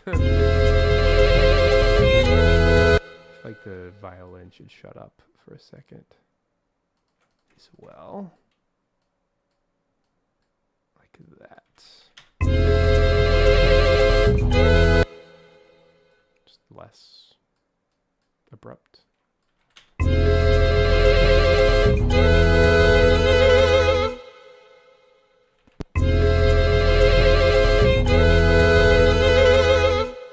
They're too loud.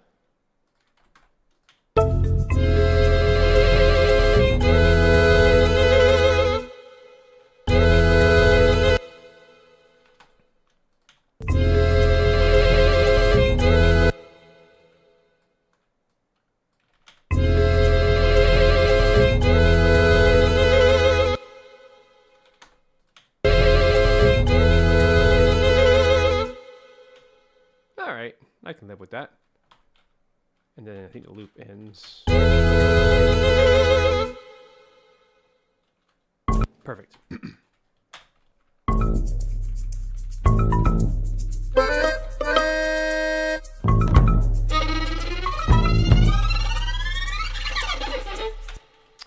wish I had another thing to throw there.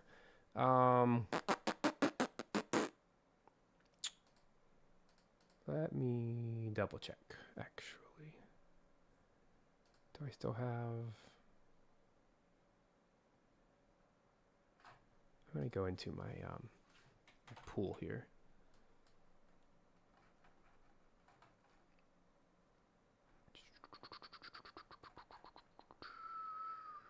So this is what we're calling take 2, so maybe take 1 has... Let me do this. Duplicate the settings, but then delete everything inside of it. Just call it temp. And then go to my pool here. I have a feeling I have something else here I can play with. Let's find out. Maybe.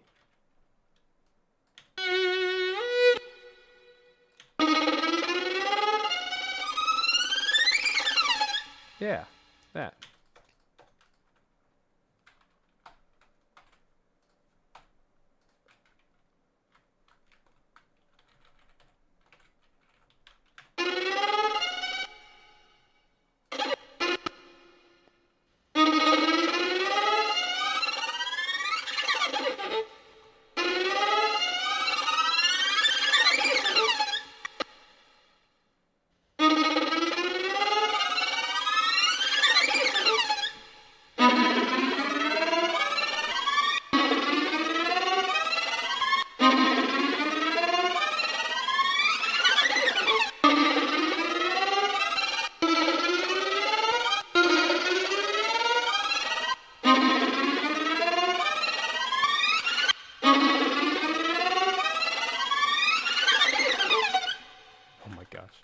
Okay, so perhaps there's a world where I can use both.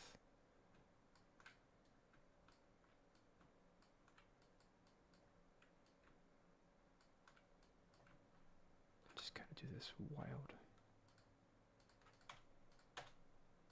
phrase together, maybe?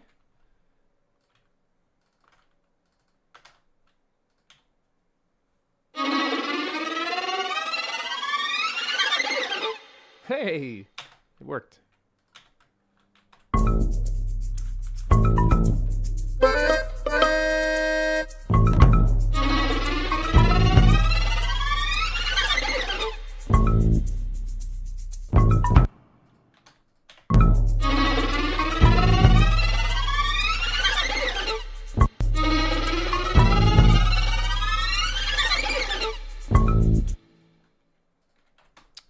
Huh.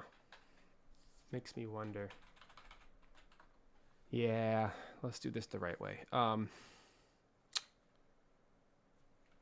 I'm going to duplicate all the settings. And then I'm going to create a violin 1.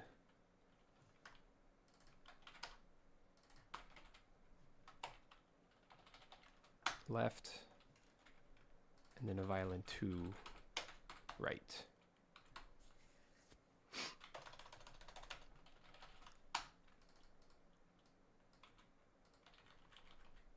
I don't know if it's going to be necessary in any other tracks, but I feel like specifically for this track, it needs left versus right. So I'm going to do, let's do 20-20 just to see how it feels. Left 20, right 20, and just see if that solves it.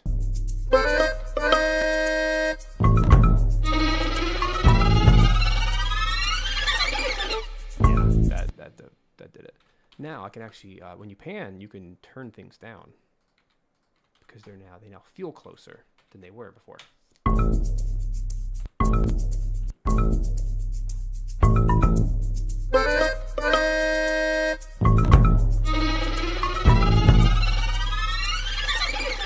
That solved it.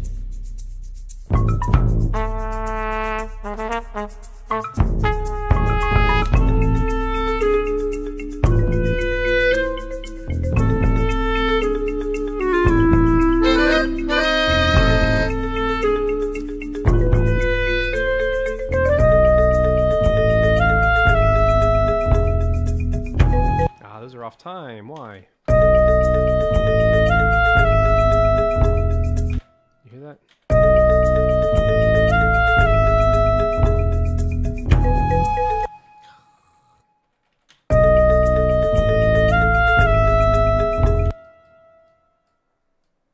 Like every hit in that passage.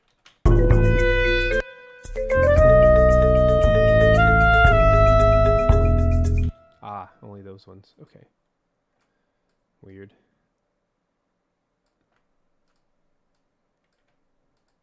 Oh well.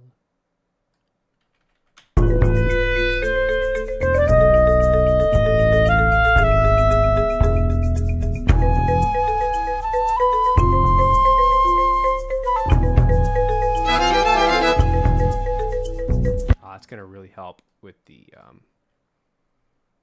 those little violin parts.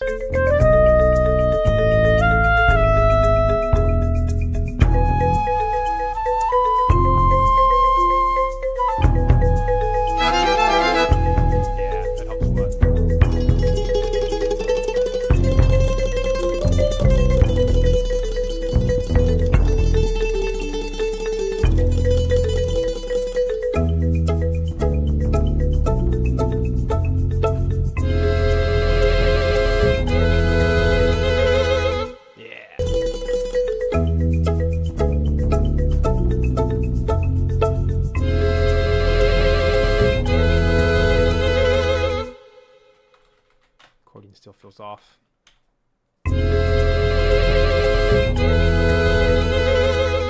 Kind of does the opposite of what I want. I want this part to be loud. I want this part to be soft.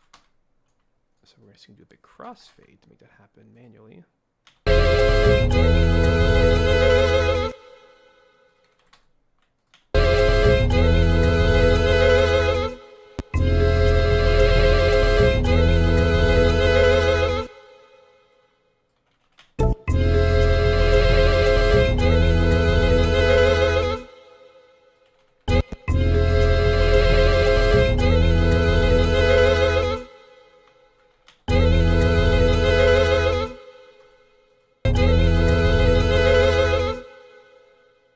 Cool. I think we have ourselves nice track. That definitely helped, having two violins and then separating them.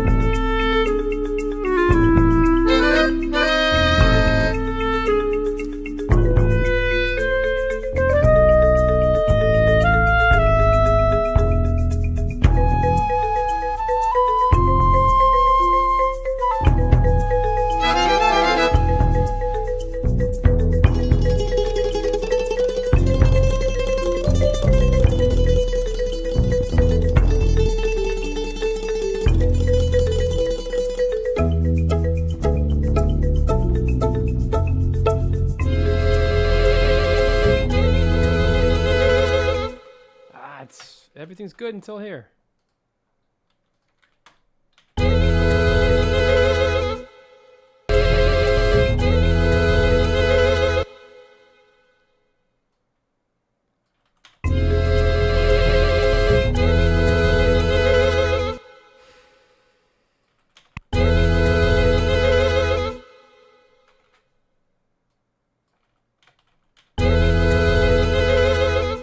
There it is.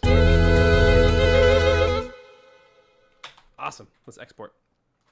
So, name of this one is Combat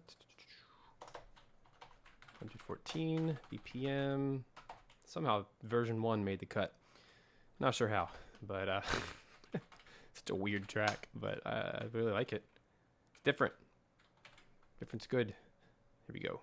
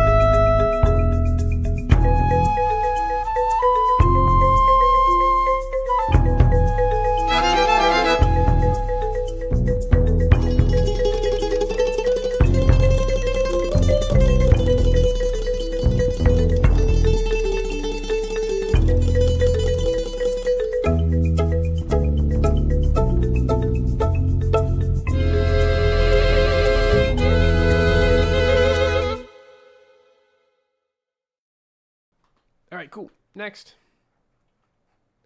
This one should be really easy because it's only like 3 notes.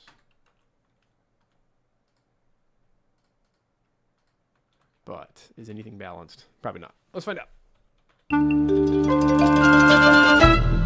Hey, that wasn't terrible. That's cool.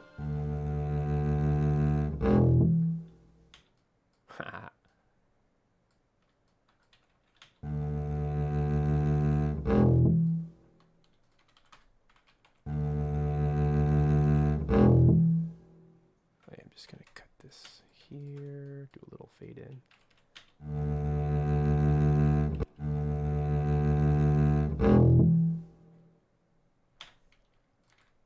This is the stinger when you finish a battle. Let's add things one at a time, bottom up.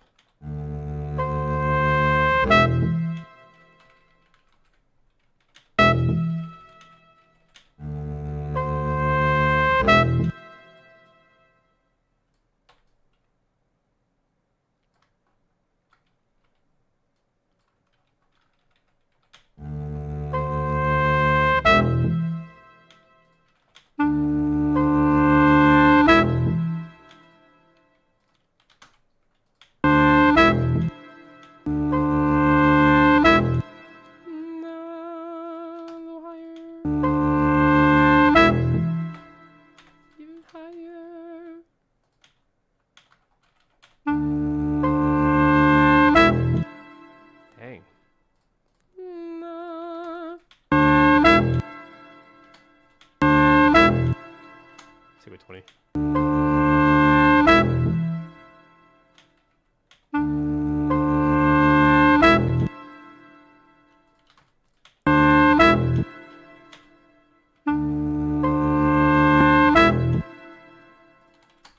Okay, next flute.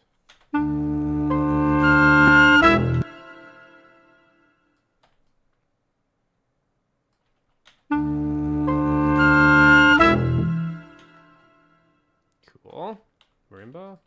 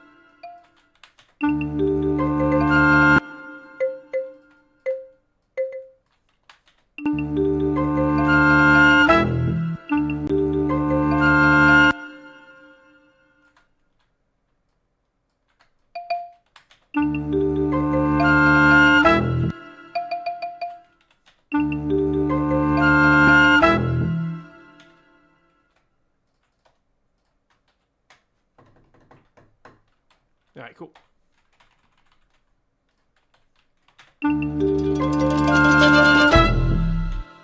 Almost. Let's keep adding one at a time. I don't want to get ahead of myself.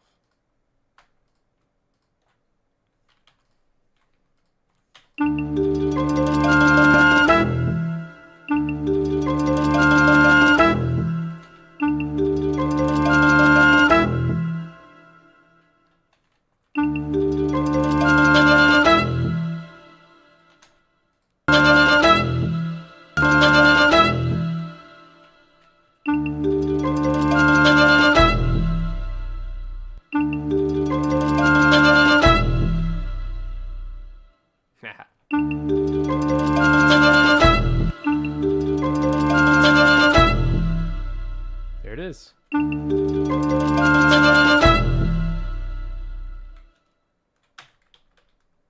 right.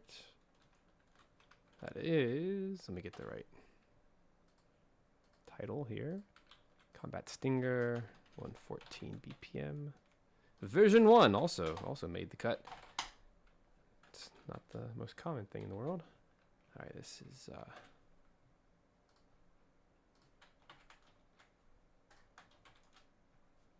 here. All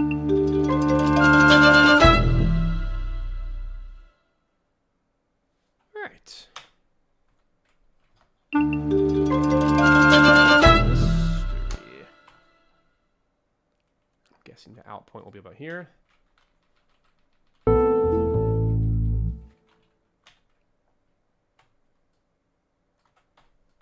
Really slow track, so I can probably go to there. That'll be my out point. Which down here I just type 1.13, 113.3. All right. Kicking some booty today. Here we go. So many new tracks to work with. All right, let's clean up the bass first, please. Looks like all of it is off. Slide it on over. Just scoot on down.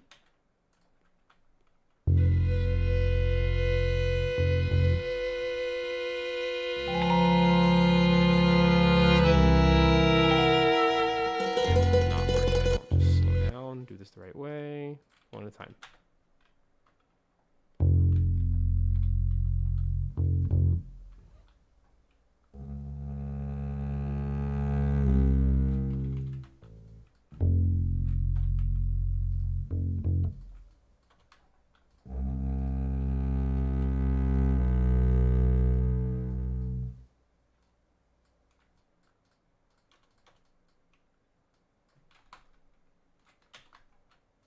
Turn all the bass up just a little bit. This track.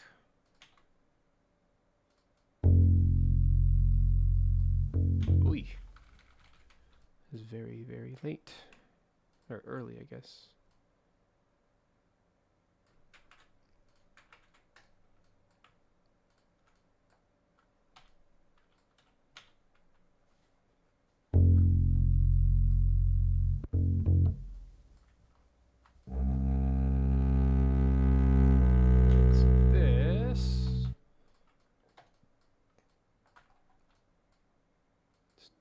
Fade it in.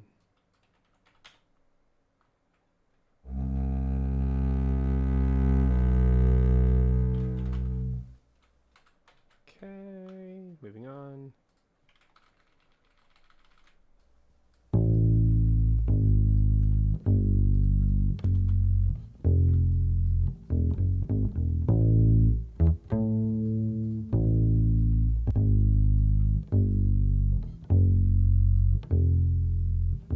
Example where I'm actually going to stretch to the next bar just to help it out a little bit.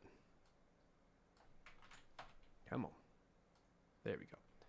Same thing right here. I'm just going to stretch this guy backwards. Just want to keep the beat.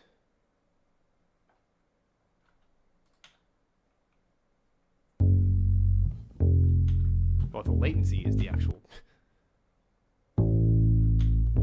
sound is off, but just in case. Maybe it's that.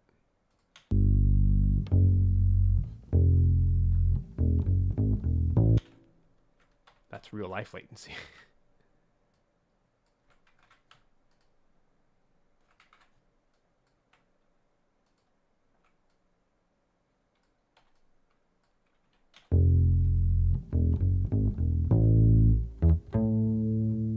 All right, cool. Yeah, whenever I export a track, it tends to do that. That's why I have to remember to fix it.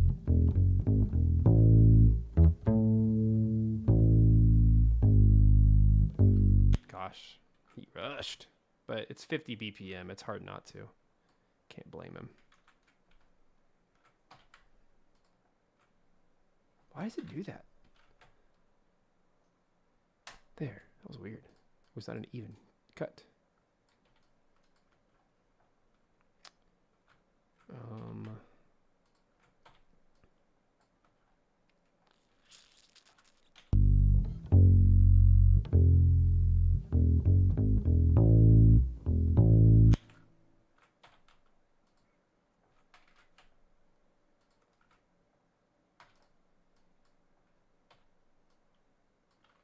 All right.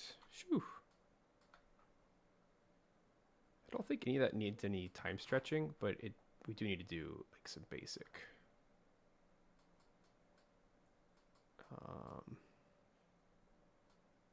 fade out, fade in, which is annoying, but just part of the gig. Working with audio.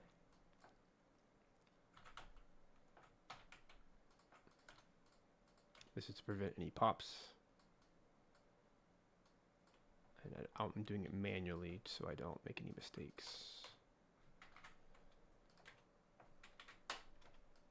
Because it's just very intricate, but it doesn't take long. So here's an example of, should I stretch it or not? Probably not. It won't affect much. But these were just, they were pretty off. There we go.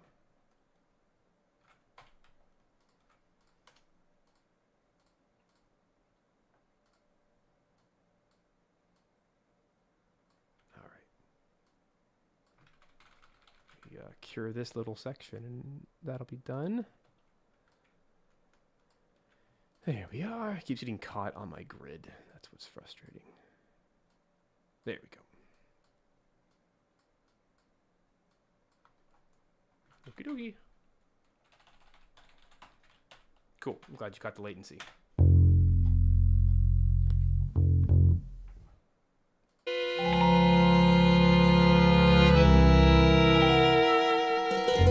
Okay, here's another example of first and second violins. Will do better if I pan them left and right. And then do some fade in.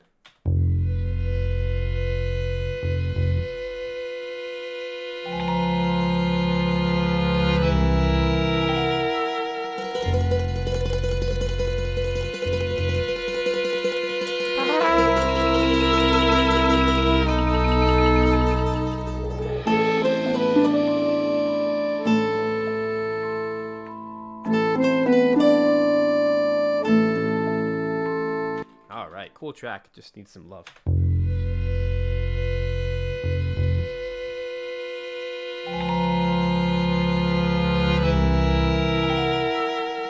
So close, but dang, it's not on. So how do you clean up something like this? I'm so glad you asked.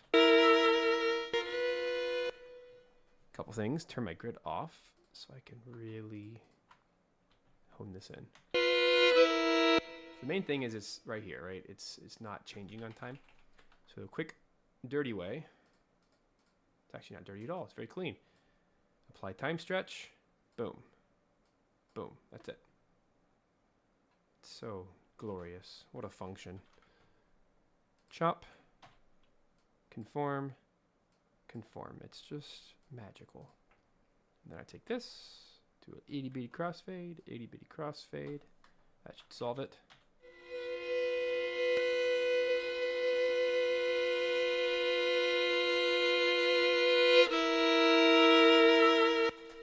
This one needs to be louder.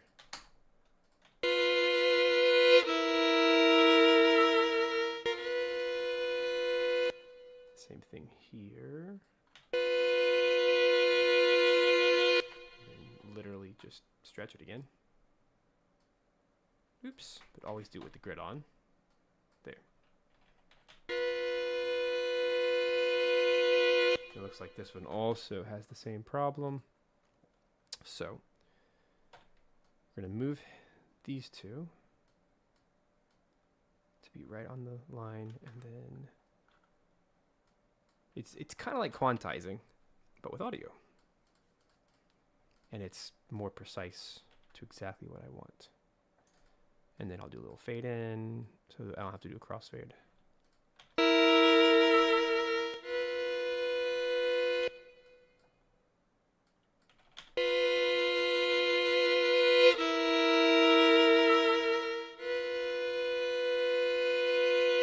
Now here, I do need to do a crossfade.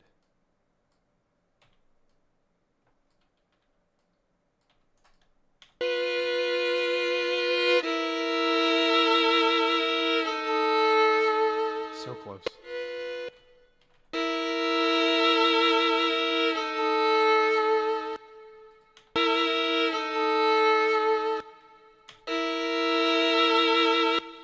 It's too loud. It's late. So, same thing. Boom, boom. Do a little crossfade.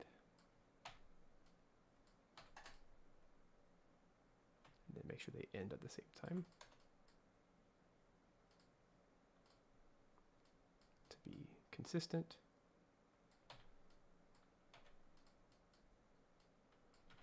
Okay.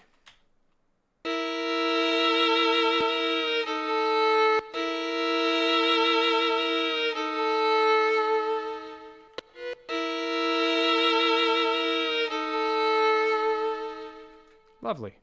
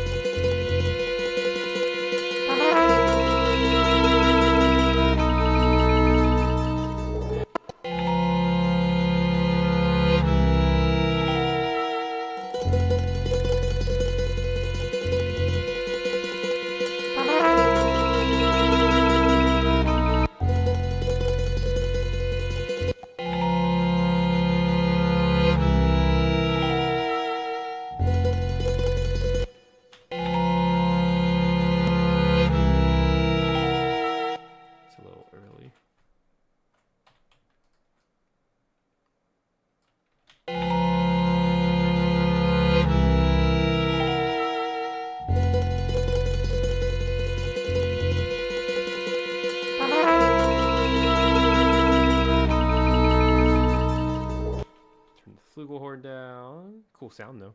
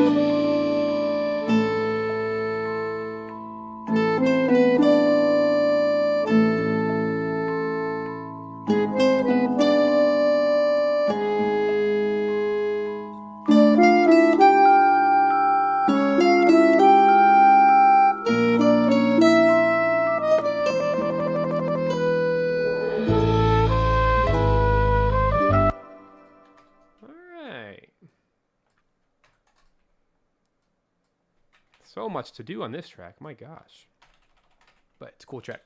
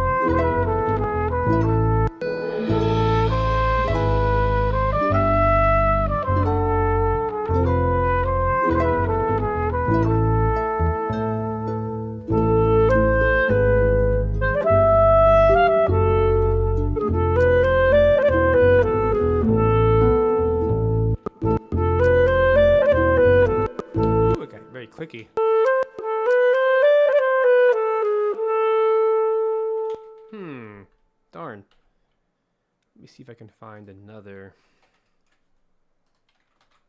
take of that clarinet part at the end. That was nasty. Where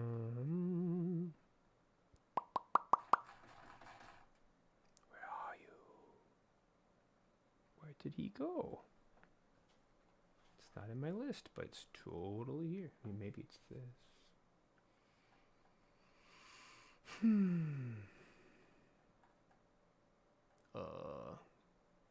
He's totally missing. So let me go to my actual files. Just grab it.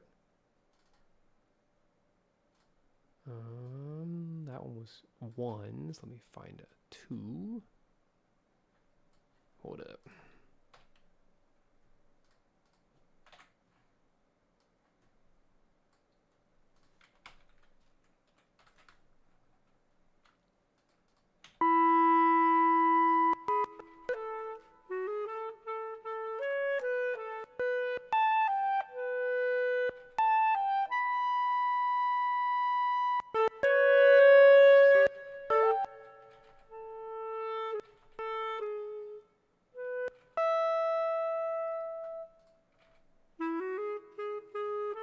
Alright, so it's not that. Let's keep trying.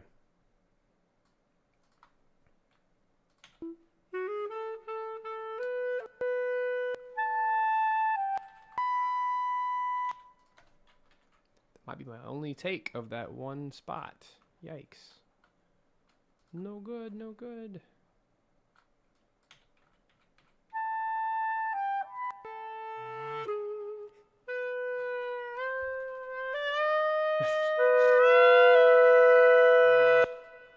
Well, darn. I think we're stuck with this one. Let's see.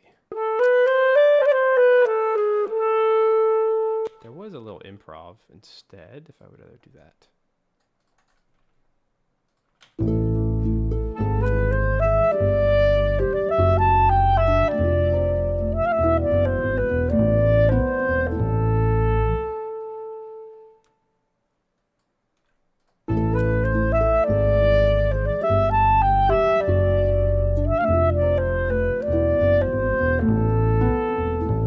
All right, what'd you think, Kevin? Listening in.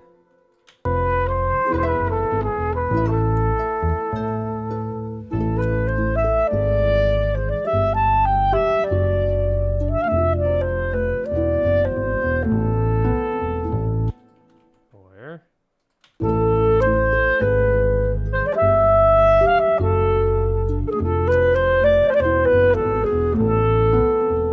don't think it's actually bad. It's just loud. Maybe that's what's happening.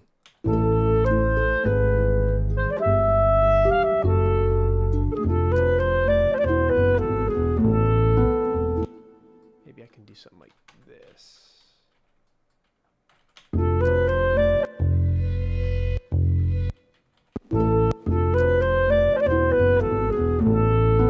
Alright, I'm gonna keep it. It's the right move. I just wish I had another take of it, but I don't. Oh well. I'm just gonna kill those. Okay. Oh well, oh well.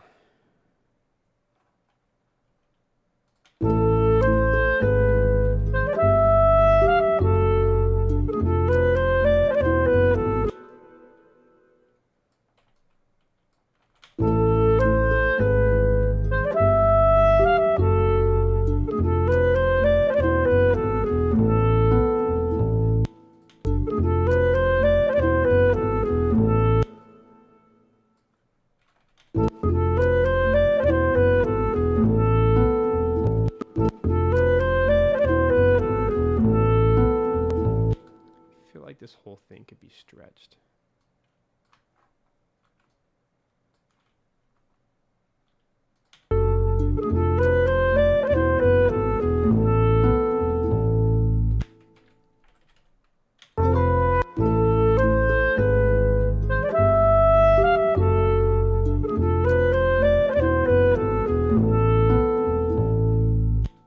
I don't have RX. might try what I did earlier, which is a multi-bank compressor that helped with the clickiness of the accordion.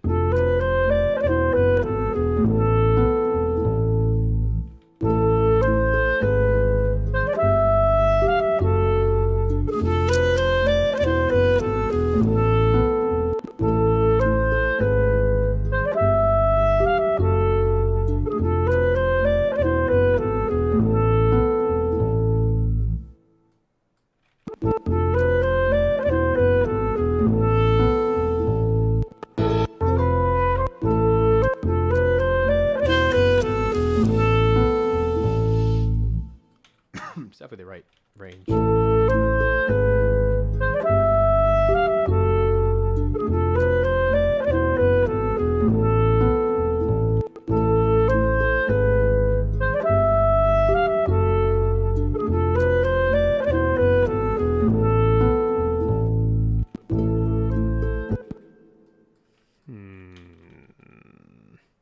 Bah.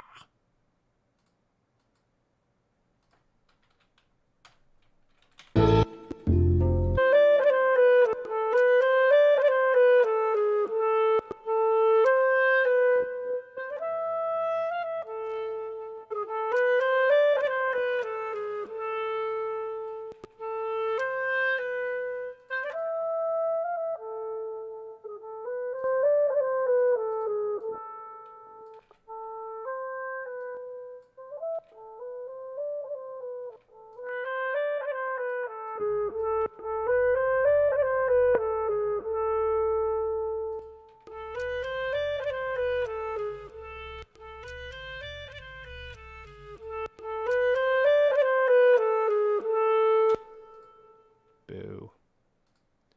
Boo, boo, boo.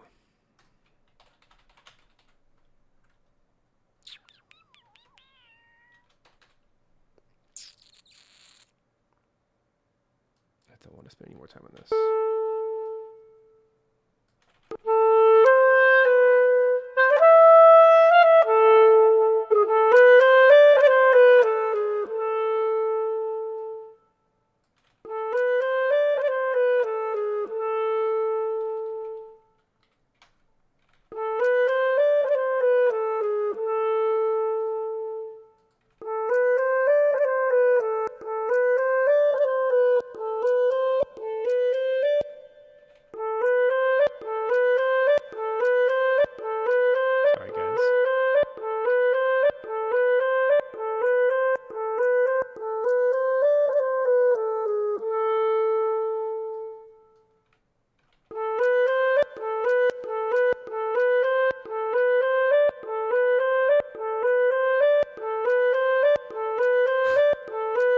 Like won't go away.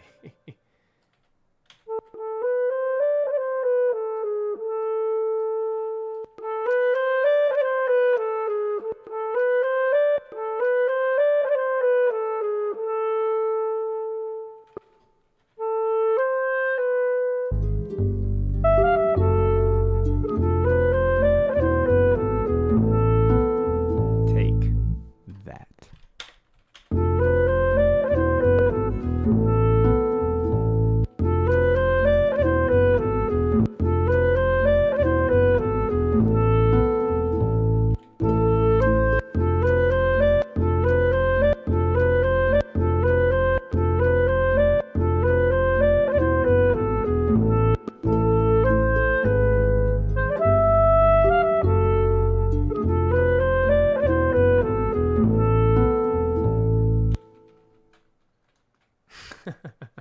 Okay, here's what we're gonna do.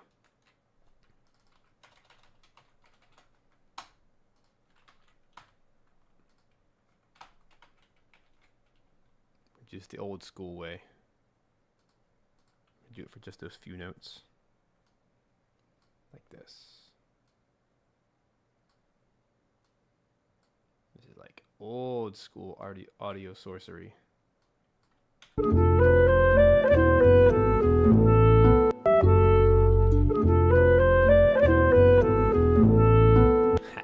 I did it.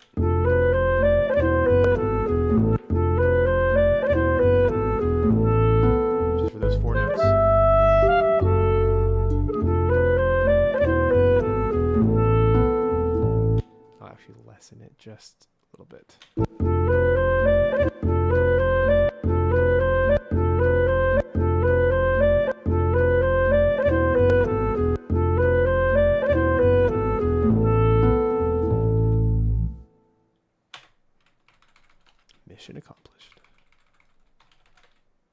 say that was a successful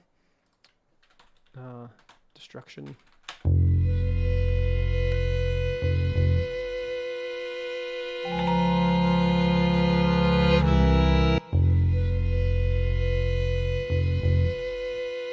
Let's move on.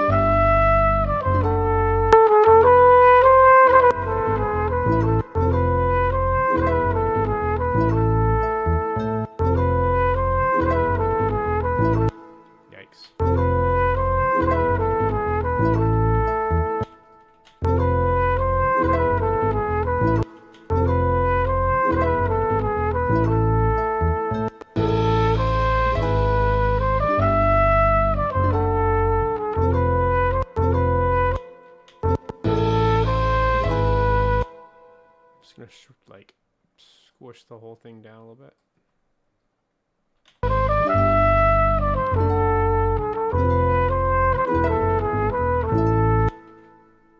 Split the difference.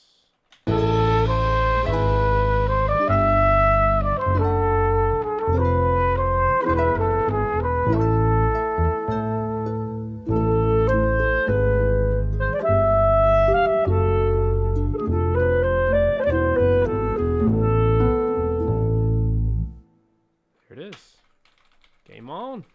Okay. I can live with that. Clever little EQ trick there. Did not think that would work as well as it did. All right, this is live. Ooh, hey, gotta finish up. Here we go.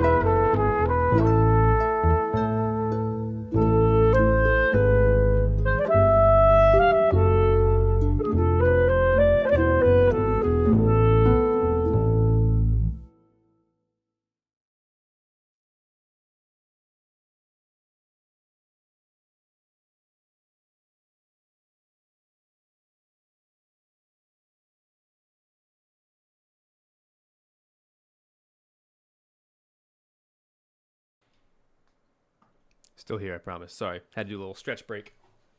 If I sit too long, my back hurts. I'm an aging fella. All right, so really happy with that. There we are. One more. Woohoo! One more. This one's really fun. This is called Forest Exploration. Let me go ahead and reset my live stream thingamajig audio. Here we go. Forest Exploration. All right, this one goes all the way until 146. Out. Here's the end. Yeah. Ooh, I'm excited to have the bass in this one.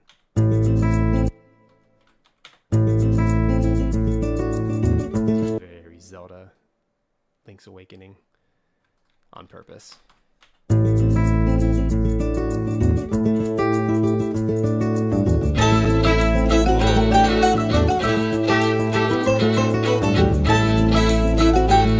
heard any of this.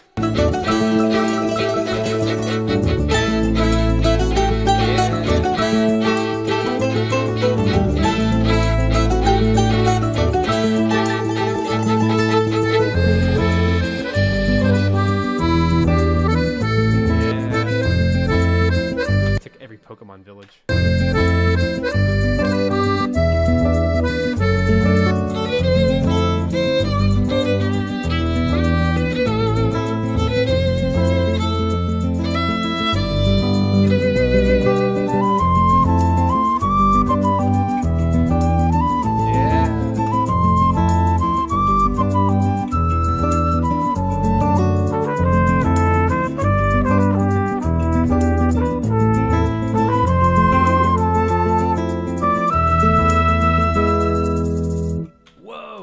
Yeah, really cool past version of myself. I forgot I did that. I forgot I did all that, actually. I haven't heard that. I've just thrown the files in. I haven't even listened back because I knew it wouldn't be great. Dang. Kevin, if you're still listening, I would really like to know what you felt about the ending, because that was one of our back and forths a lot about, you know, who takes the melody where, what instrument, and I really like that. You'll notice I muted the violin. I don't think the violin needs to end. I really like the passing of the melody between here, like the flute. The flute has it. And it goes through the flugelhorn. I like that one. I like them both coming in together for the end.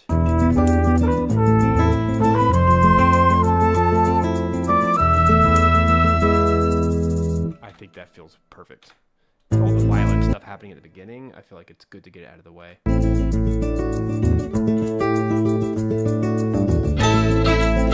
gotta clean this up, but man, what a fun track. That is infinitely better than it used to be. I gotta clean this up, though. This is messy. So if you'll give me about 10 minutes, I'm gonna get all this ready, and then we'll hopefully have a chance to throw it into middleware. I hope.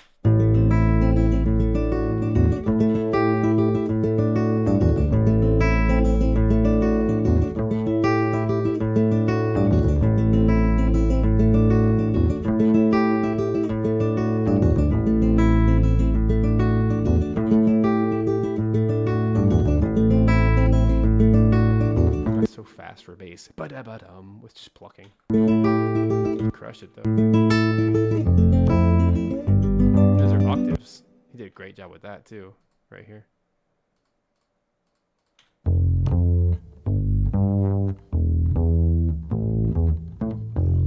Yeah. Good old Rickroll chords.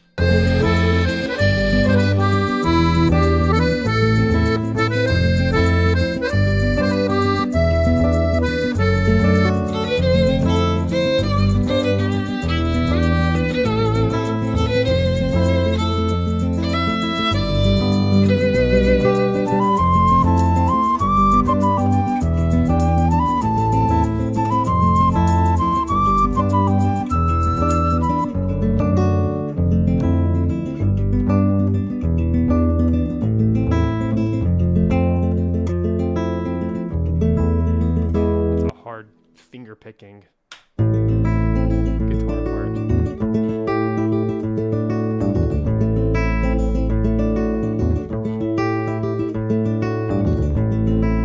Got it on his like second try though. It's crazy.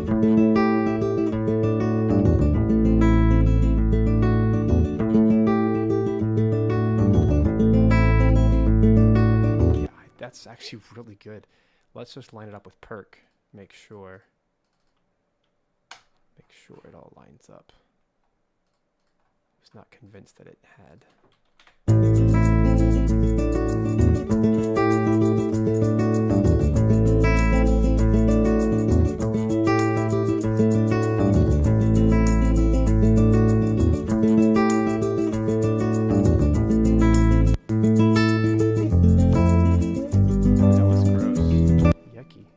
there. That shouldn't be there. That's what I was hearing. Let's get some help here. Yeah, weird. It's like across. None of that should be there. Weird. I guess I just was an oversight. Copied and pasted too fast. It's all live, but it's. I guess I got my tracks confused. There we go. That'll be 1,000 times better, just because. What's happening here? There we go.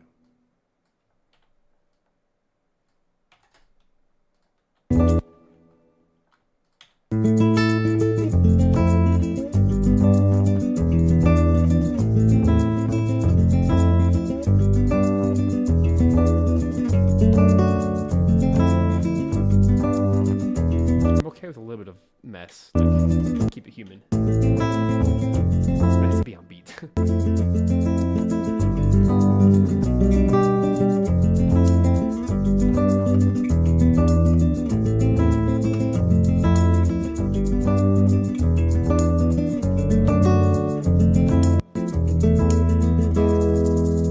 That's where the shaker is.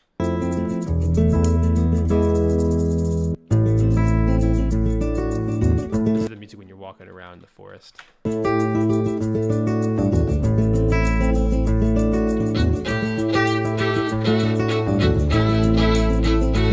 Oh, this is a prime example of panning. This is why we have to have our panning tracks. Yeah, oh my gosh, what a difference.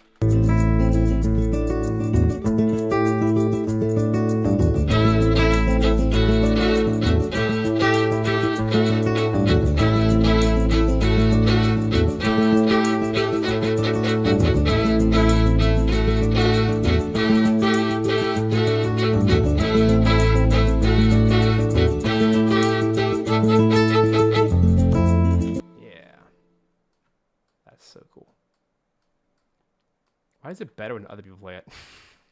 When I played this, it just sounded so dumb.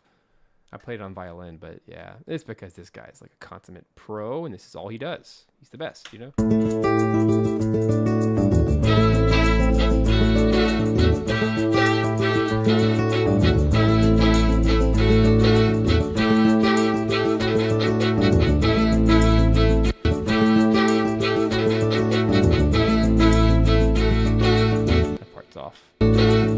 Total Heights for sure was my inspiration. 100%.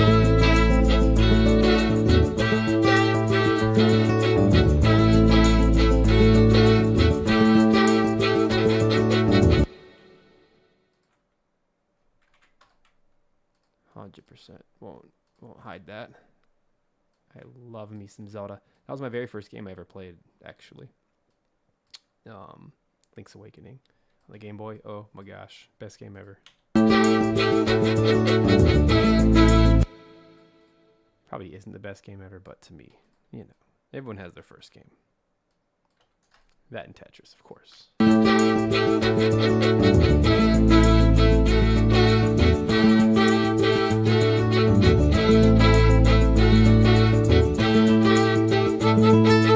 can hear the inspiration, the chord progression, the A.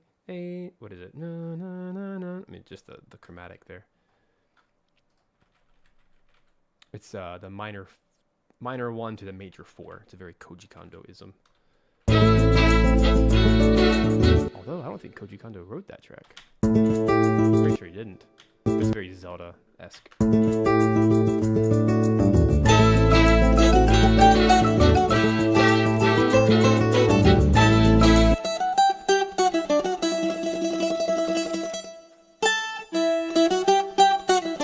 So cool in octaves.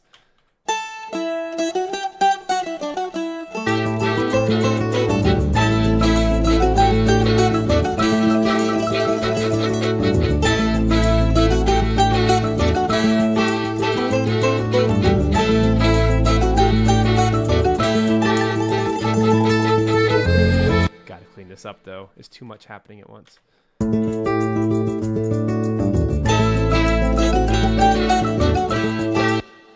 This is the moment where marimba gets to be panned. So let's do this.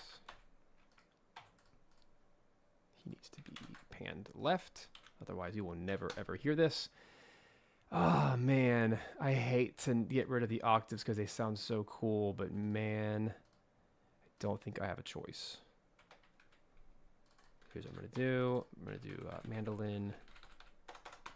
It has to be panned right. I have to pick which octave I like better. Let's try them.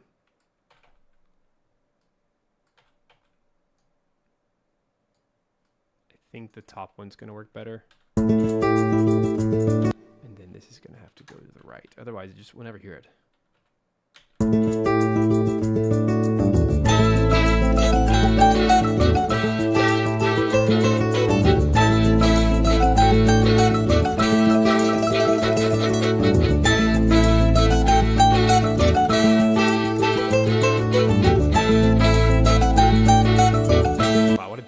So, dang, that is such a difference. Let's try the opposite just in case it's better.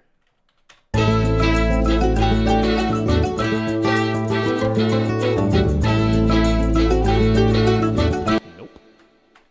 My gut was right.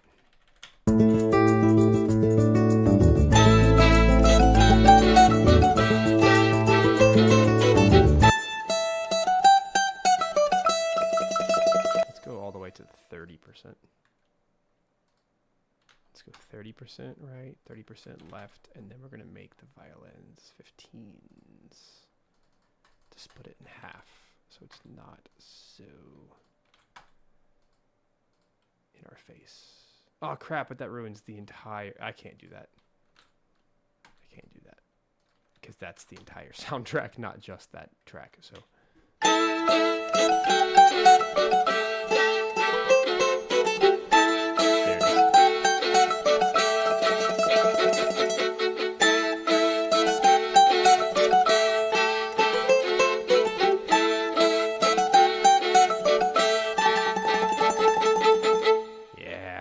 wow, that feels so good. What a difference.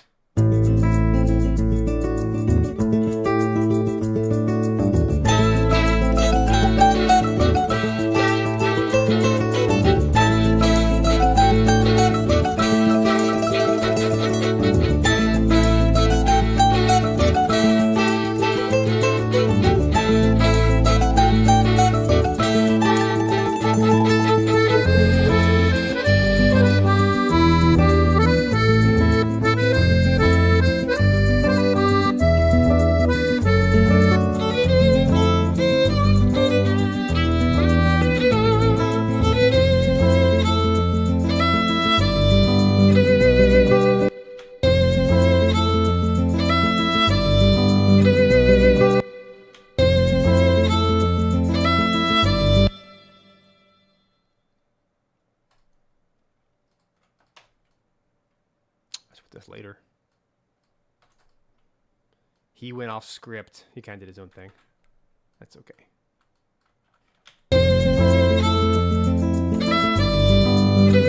Wow, why did that work the first time? And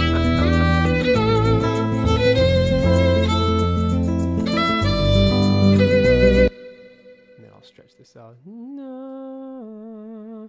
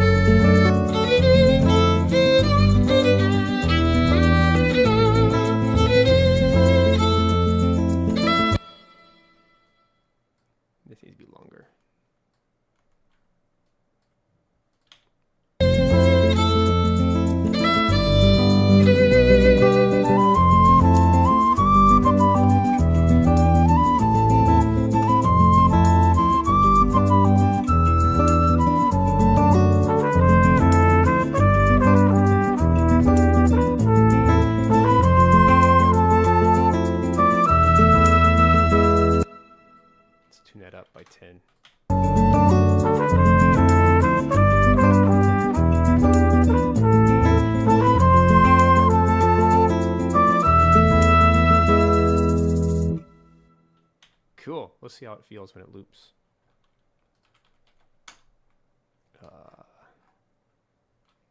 19.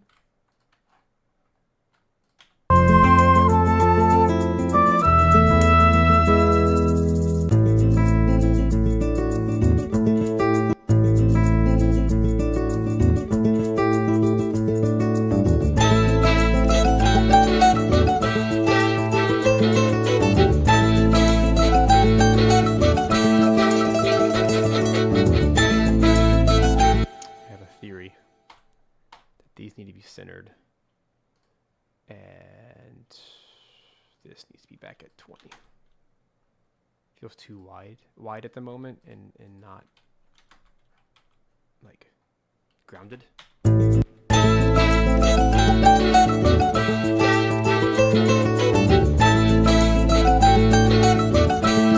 Dang it. I'm gonna have to make this custom.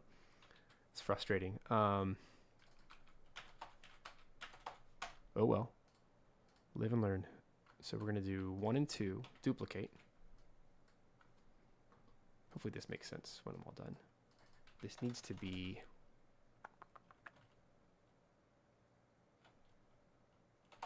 left 30, right 30.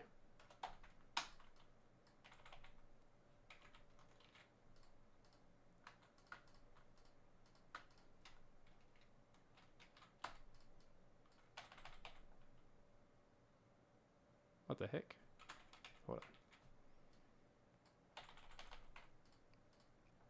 on. I gotta crack this code. Left 30, right 30. And then I feel like maybe 15. Make these more narrow, not wider.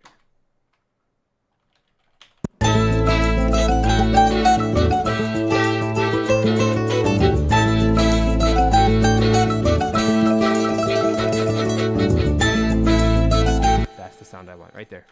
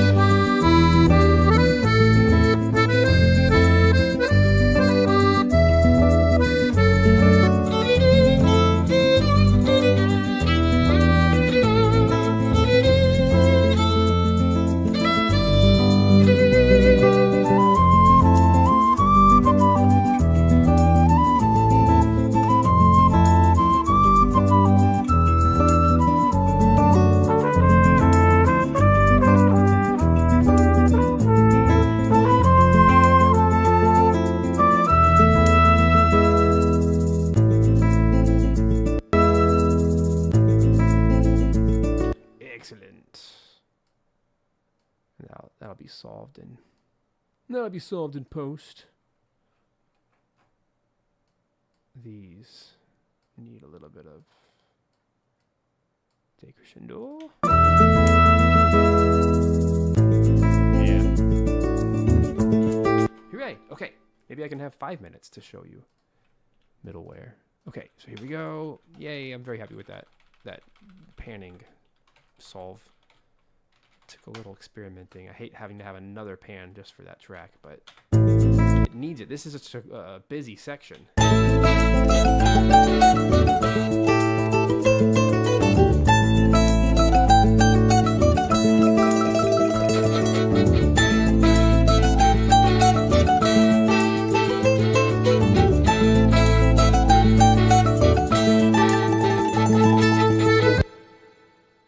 Huh.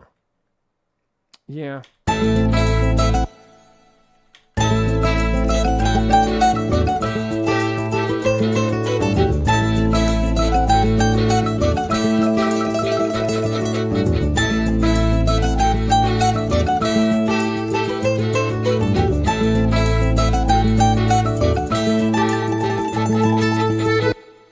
Interesting, brain. What you doing, brain? I don't know if I want my melody. Now we're getting all kinds of cray-cray. Mandolin centered. Marimba. Right?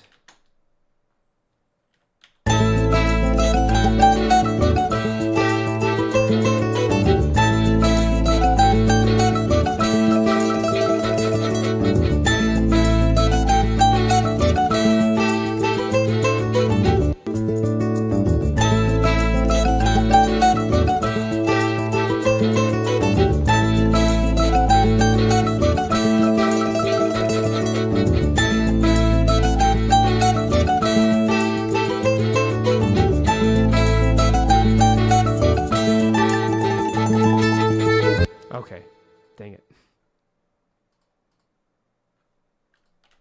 Here's what I had. Let's do tens. Keep it more narrow. I'm so close to solving this blasted mix issue.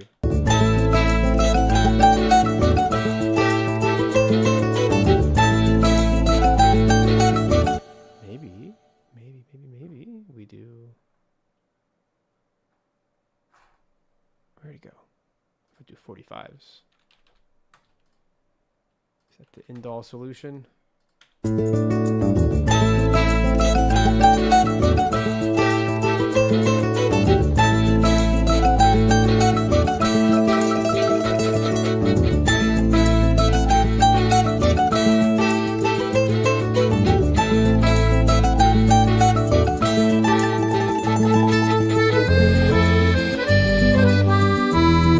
That's my favorite so far.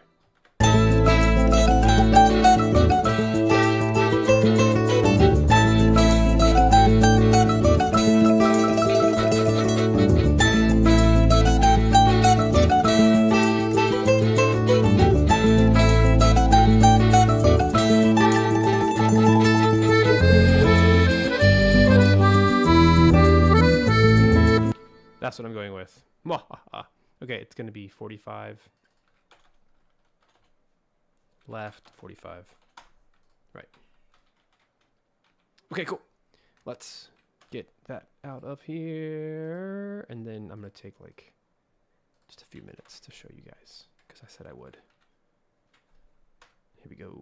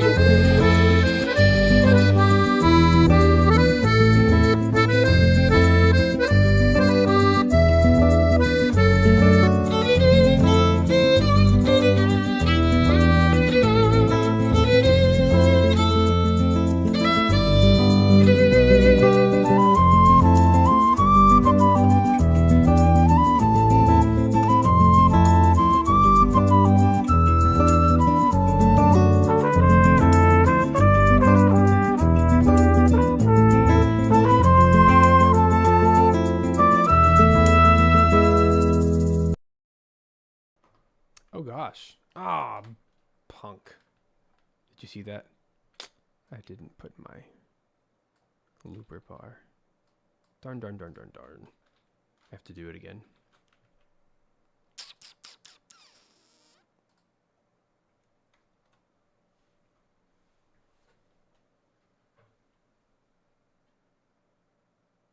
Uh-oh.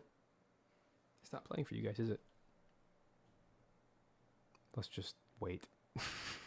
Just give it a second. Okay. Okay. All right, so what I'm going to do next. I'm going to get wide.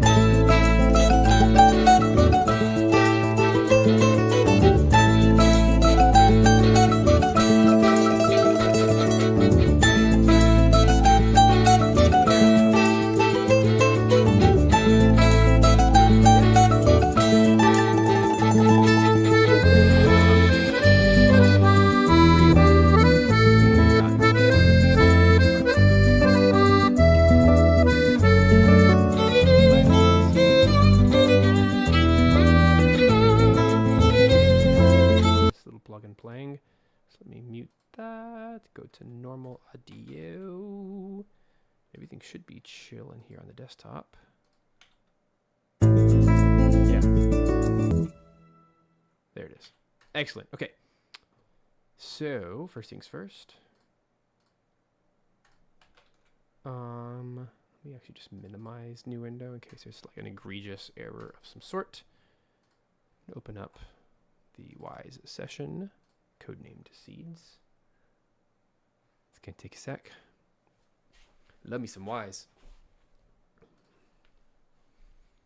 Haven't opened this up in a little while since I did all these live recordings, so it's slightly out of date, but okay. And it has all the sound design in here too. Just kind of show you what's going on. Let's just focus right now on the music side.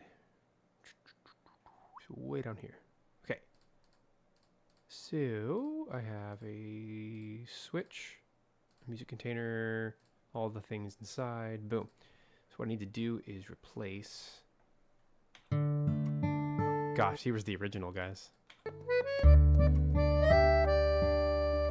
By the way, Wise plays everything back at like -6 dB. So I'm not going to mess with the master. Just know that it's going to be a little bit quieter. That was the original. Which is nice, but can't use that anymore. So what I'm going to do is open up my folder here. I need to actually move everything to its final resting place. I have shortcuts to all my current soundtracks on my desktop for this reason. Alrighty. Just made all those new tracks. I gotta drag them into my folder. Alright. Here's what it looks like, by the way. Here's my latest and greatest. Okay.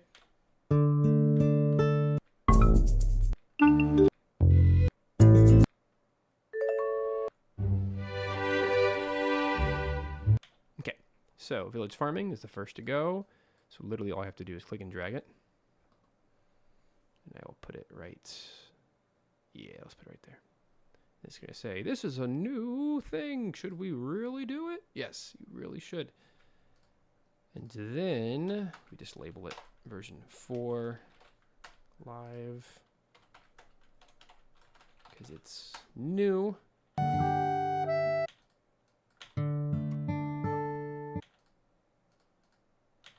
It should be. Oh, bosh, bosh, bosh. You know what? I don't trust myself whatsoever with this. So I'm going to do this instead. There we go. I need to put it in the right place. I'm a little rusty. There we go. Replace. That's what I was looking for. There it goes. Okay. So now, there it is.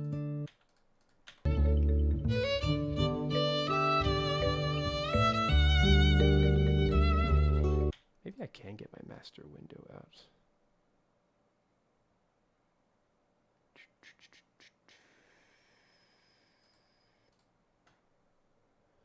That's not what I want. Somewhere over here you can go to like audio devices. Yeah, I don't even want to mess with that because then it might like bump my volume in the final and I just don't want to deal with that. So turn your volume up if you want to hear it better. Anyway, that's the loop. So it's already set to 84. So what we got to do is over here, since I know that the BPM is 84, go over here to the parent, which is the switch itself. Make sure the tempo is, let's see, right there, 84. Set it for the music playlist container. And then go over here and set my little outro right here. Should be on 41. And you see how there's this beautiful reverb tail after it that we don't want to lose. So then what we do is over here, our sequence is going to be an infinite loop of that track. And then what we do is you can hit play. You can actually test it. Man, I'm rusty. trying to remember where all the menus are. Well, I have another screen here that I like to use for testing, which is this. If you hit F8, you can have a test menu of all the sound effects, all the combat stuff. That's how you can test to make sure everything's working the way that you want it to. So the farming loop event, I'm going to replace that one. Now that we've, there we go.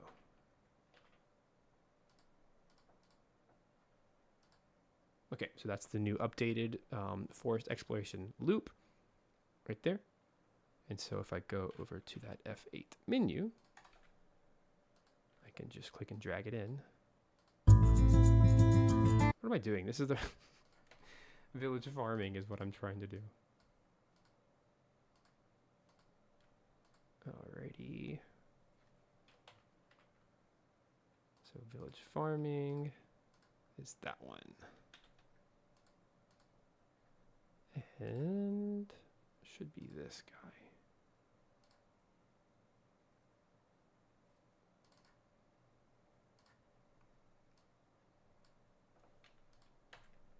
Okay, did we fix it? I think so.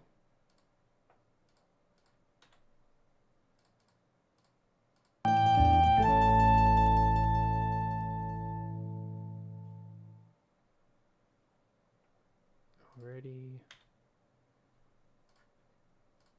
So over here, we want to make sure we can test it.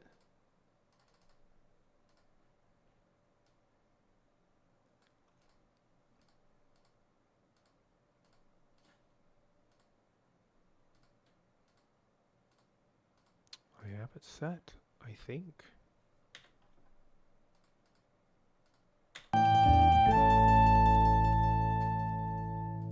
There it is.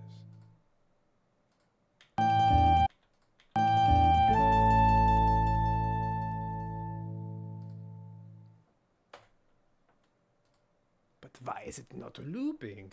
This is why I have to get back in here. Start playing around with it again. But anyway, to switch that, you set this up as a sequence continuous, and then it shall continue to play it over and over again. But I'm wondering if, because I removed the item, I think that's what's happening, is I forgot to add, like there's nothing in the music playlist itself. That's where I think I'm getting lost. So you can continue to watch me suffer here.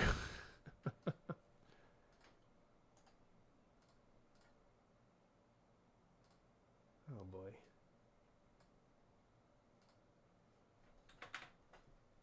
Anyway, I'm gonna put myself out of my misery here. I clearly need to go back and look at this. How I did it before, but the basic idea is inside Wise, you create a loop for every single track, and then you create a corresponding event for each of those. And that way, when you connect it, you go here to sound banks, and you can actually export all your sound banks into the engine, in my case, Unreal, that you have it attached to. I have one for music and one for sound effects. And then when I actually open up the Unreal Engine, I can actually find those files inside the engine and put them wherever I want to trigger. So like when you walk into an area, or when it automatically starts, or a transition between the different tracks. And that would probably be a good video once I've unrustified myself on this stuff. Again, it's been over a month since I've touched this session, so my brain's kind of jogged. Got to jog the memory on it. But anyway, this was super fun getting to finish, mixing 7 tracks with you guys today. And I look forward to sharing that, obviously, when the demo comes out, that you guys can experience that and see it for yourself. So I'm tired, and it's been 3 hours, but thank you guys so much for being a part. And Jordan, I'll get you your violas soon, so stay tuned.